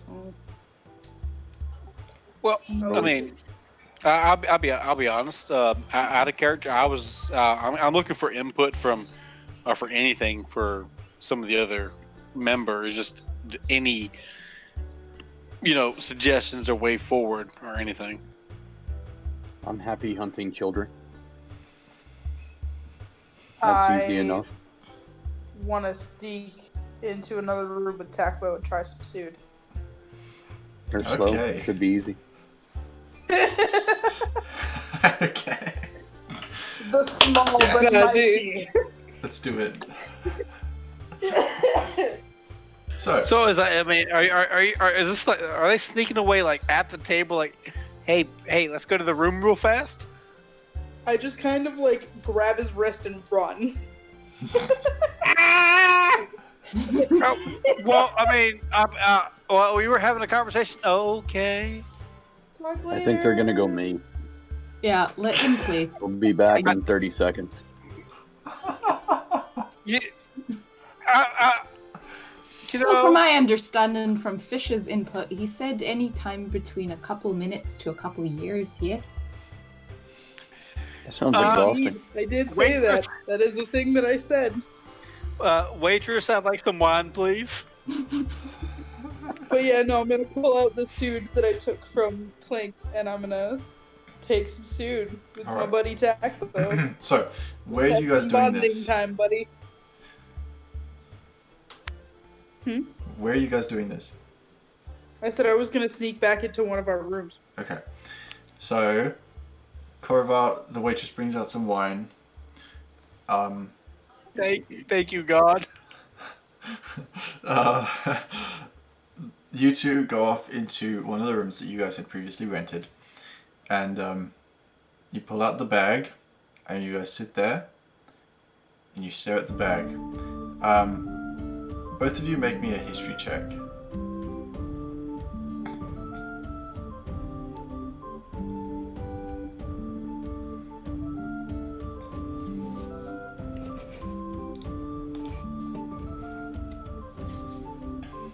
Okay, 15.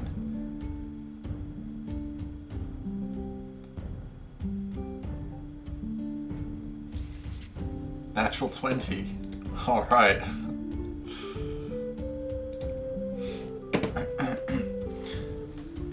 My body is ready for the seed. I would very much like some wine. That's good. Okay, so wine is shared around. In the meantime, you guys are up in the room. Takbo, you are not familiar with Sood at all. You're not really sure how to take it. The only stuff that you've ever done in your life has been inhalation via snorting. So you assume that that's how this works. You know, it's powder. It's powder, yeah. Fish, you watch Takbo sort of like looking at this stuff, this powder, and just kind of looking a little confused.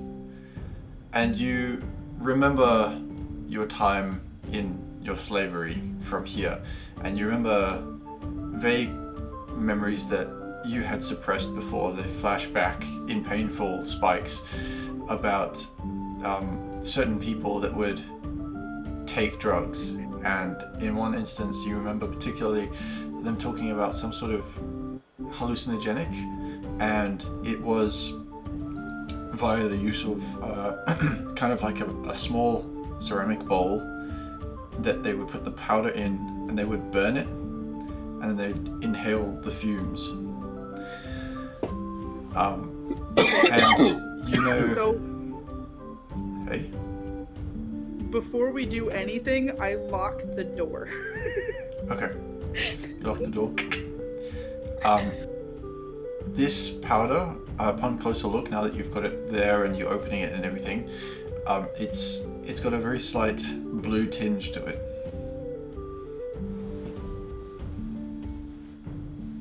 Okay. Is that not normal, or? You don't know. It's pretty. Okay, so I'm gonna take out just a little, like maybe a quarter's worth total, Okay. and then I'm gonna burn it. Okay. I assume between both of you, you have probably a tinderbox or something. Open the window. I'm gonna open the window. Excuse me. And I'd say, sure. There's a dish in the room. Sure. So you put this quarter's worth of powder into the dish, and you begin to ignite it. When the flame touches the powder, it goes, and the entire sort of powder, kind of like magnesium burning, but less bright, just starts to burn, and this blue flame slowly burns away above the powder as it sort of cascades down the powder itself. And it's very small, and all this blue and grey fumes start to coalesce and float upwards very slowly, not like normal smoke. Just very slowly drift upwards. You inhale it? Oh yeah. Oh yeah. Oh yeah! Alright, you inhale it. Yeah. It smells sweet. It smells very, very sweet. It kind of smells like, you know those hard rock candies? It smells like that, but a bit musky as well. It smells great. And you can feel it sort of like make your eyes water a little bit. But apart from that, nothing. You get the idea that it might not have been enough for a dose that you burned. Then I will take another Me quarter's too. worth. Do it It again. smells nice. It smells nice. Burn some more. So you're gonna burn another quarter's worth? Yeah, not too Well, much. Yeah. Just the same as- amount. As fish burns, I'm going to take a little bit more and put it on. Into the same bowl? Yeah. Okay. So I'd say you've got roughly, a very small handful in this bowl now that is being added to the flame, and as it burns, this like mushroom cloud of just blue and grey sort of swirl together and coalesce upwards. And as you guys sort of lean over, inhale it. I'd like you both. Are you both doing it? Oh yeah. Oh yeah.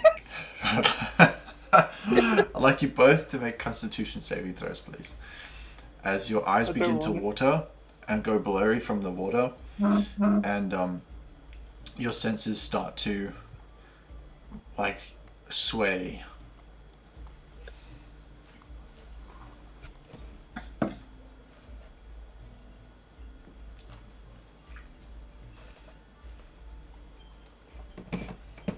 I think it has to be a small S. Oh no. Oh yeah. This is perfect. We're high as balls, man. Okay. I love this. The intelligence I had is gone. Okay, so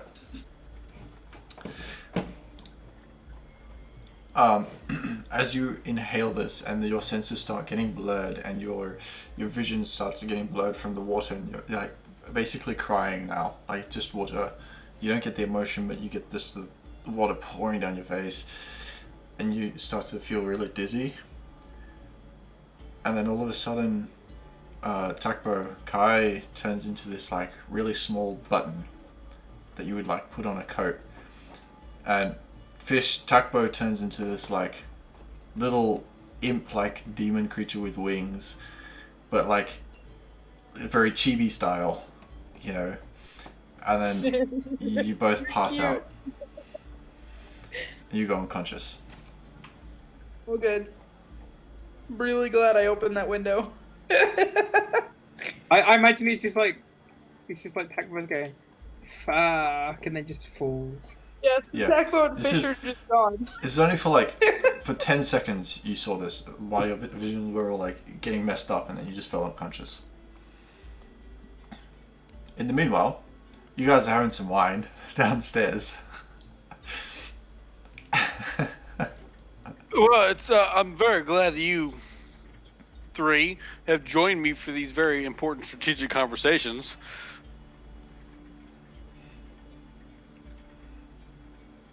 Let little ones play. It's fine.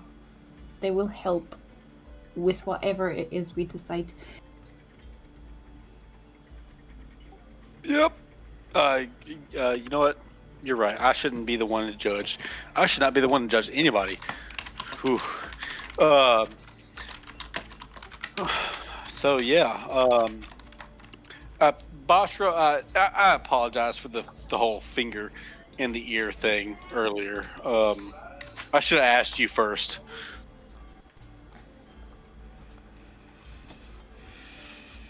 Yeah. You should have. How are you feeling, by the way? Are you like okay? Do you feel normal? I don't know, actually, out of character, that's a good question. Do I feel normal? Yeah, you feel fine. Okay. I feel fine. Oh well, I'm definitely glad to hear it. Is there a wine bottle here, by chance? Out of character? I believe I bought a whole wine bottle. I'll go ahead and drink directly from the bottle. Oh, got Bashra. I've never seen you drink like that. I mean, I love to see people turn it up, but maybe slow down a little bit. Thirsty. Okay, so the plan then is Well- to perhaps going on a scouting mission just to see what's happened to the last place we found them. It's probably a good idea. The kids or the drug? The drugs. Well, the base. That was the last place we found the drug dealers, so it's a pretty good place to start. Maybe we can find something there. And while we're scouting, we can ask some questions about the child. Possibly. I'm just. I mean, this is a weird feeling for me. Concern for others. I'm just. I'm worried that tomorrow, if you do anything and you need me, I won't be there. Wow, that was really hard to say. I mean, I think we'll be fine if we just do reconnaissance today, and then we don't do anything until you're done with Gilmore. I just point upstairs toward our two small ones. Just. You think we need them for reconnaissance? No, I mean, I was kind of more important toward the impetuousness and the lack of restraint that people of our unique little family here have. You have no idea how little restraint we're showing right now. Was that a fucking pigeon? It is entirely feasible that we just go and have a look today. I don't know if we really want to spend the rest of the day in the tavern when we can be doing something. No, I agree. I mean, I don't want to force y'all to sit at home. I'm worried about. We will not y'all. make you miss Gilmore tomorrow, I promise. No, I mean that's really not it. I'm just kind of worried about y'all. Well, we're worried about you too, just between you and me. I have done nothing, that's actually as Korvar kind of drills off. DM, I have a question for you. Mm-hmm. Mechanically, you said it's around. I say at this point, 3 in the afternoon. If I was to vote a good couple hours, squeezing out everything I can, could I actually create a spell scroll for a spell that I have in my spell book to help out the party?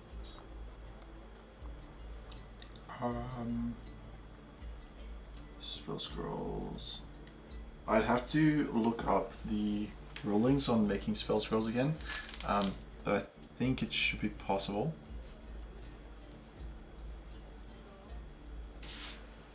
Depends on the level, obviously. Well, just in case, based on what Korvar knows and how the party acts and everything, there are 2 spells that he would like to. 1 or 2 spells he would like to transcribe in case they get into anything in the next day, and he would like to start working on it now, just in case. One would be shield. The second one would be anti-gravity sphere. Just in case, to kind of protect the party if they get into something that he is not there for the next day through their scouting party. Right, okay. I mean, the scouting I expected you to be there for, because I think we'd just go before the end of the day, and then tomorrow we'll sit here and mull over plans and stuff while you're at Gilmore's, and then we can go actually do something. Well, I mean, from what Gilmore said, I mean, when we wake up, the minute I get there, I'll be there all day, and then I'll come back right at dusk. So I don't think I'll be there for any scouting things. And I mean, so if it's 3 o'clock in the afternoon now, right? And if we just devote the rest of the day to doing the scouting, then tomorrow you can do whatever you want. No, I understand. If you want to do, I mean, if it's a few hours, I mean, I'll be there to assist. But I don't think that y'all are gonna sit here in the inn waiting for me all day, and I wouldn't expect you. I don't want my own personal pursuit to slow any of you down. Atmos with whatever it is you're doing, Bashra with your meat eating, and those 2 with their drug using. I mean, I don't want to stop anyone from doing what they feel they need to, and I just want to hold you back, but I want to impart something to assist.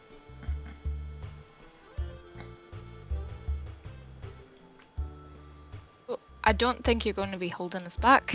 your family, and if you need to do this, you need to do this. We will be supportive. We can continue the investigation after you finished. It's fine.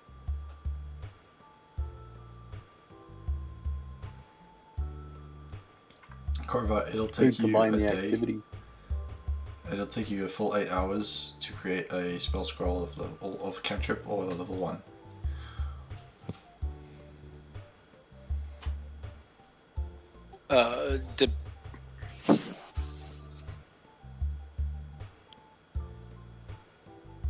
Come scouting with us for this afternoon, and then tomorrow you go to Gilmore, and then we will actually continue after that. What would y'all do for the whole day, the whole 8 hours that I'm at Gilmore's, though? You've met us, right? We're going to be staying in the tavern. There's alcohol here, there's meat here. We could make a Eat meat. rave. Everything's Do fine. drugs. No, I believe that I was the reason why y'all stayed in the tavern. If I'm not there, you're gonna go out and scatter. Ah, yes, Gorovar, you are the glue that holds us all together. I mean, you don't need to tell me something I don't know.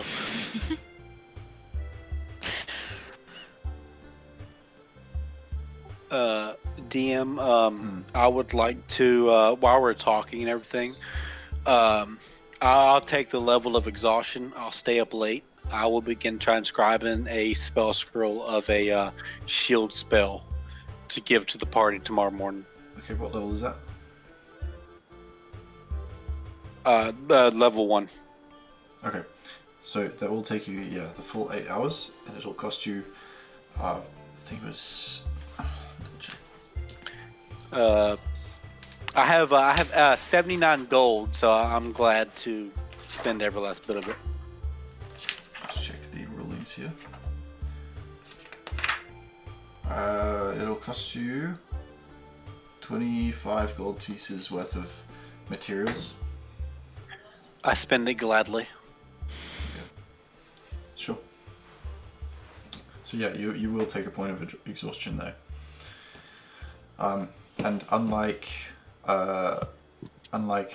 incantations and stuff, this is the sort of work that can be paused and recontinued at different times. So if you were interrupted, it won't, fizzle. Like you're able to continue later on. Okay, so I would say over the next 8 hours, and at least while the party's up, I'm talking, but the whole time I'm like kind of scribing and kind of looking at my spell book and kind of like half distracted, but still kind of conversing. So I'm doing it at the same time. Okay. Wait, so your solution is to make us stay in the tavern today instead of coming with us, so that tomorrow we could go and investigate without you instead of waiting in the tavern like we would be today. No, I'm just working on something. I mean, I'm very much happy to go with you and scout right now. Yeah, that's fine. Okay. I just started on a little project that will be a beneficial. It'll benefit y'all later. Okay. So, with that being said, with the two small ones upstairs, passed out, fumes still burning, the rest of you downstairs at the table, drinking, discussing plans, whether it's the missing child, whether it's the shopping cart, whether it's the drug use, or whether it's the undead thing, you guys are trying to figure out what's going on. And it's at that point where we're going to take a break from this and pick it up next session. So, thank you everyone for being here for our long-awaited session of D&D this month. It's been a crazy month for all of us. I hope everyone that's watching, you're staying safe. The whole COVID thing going on at the moment, and just do the right thing. We'll all see you next session. See you later.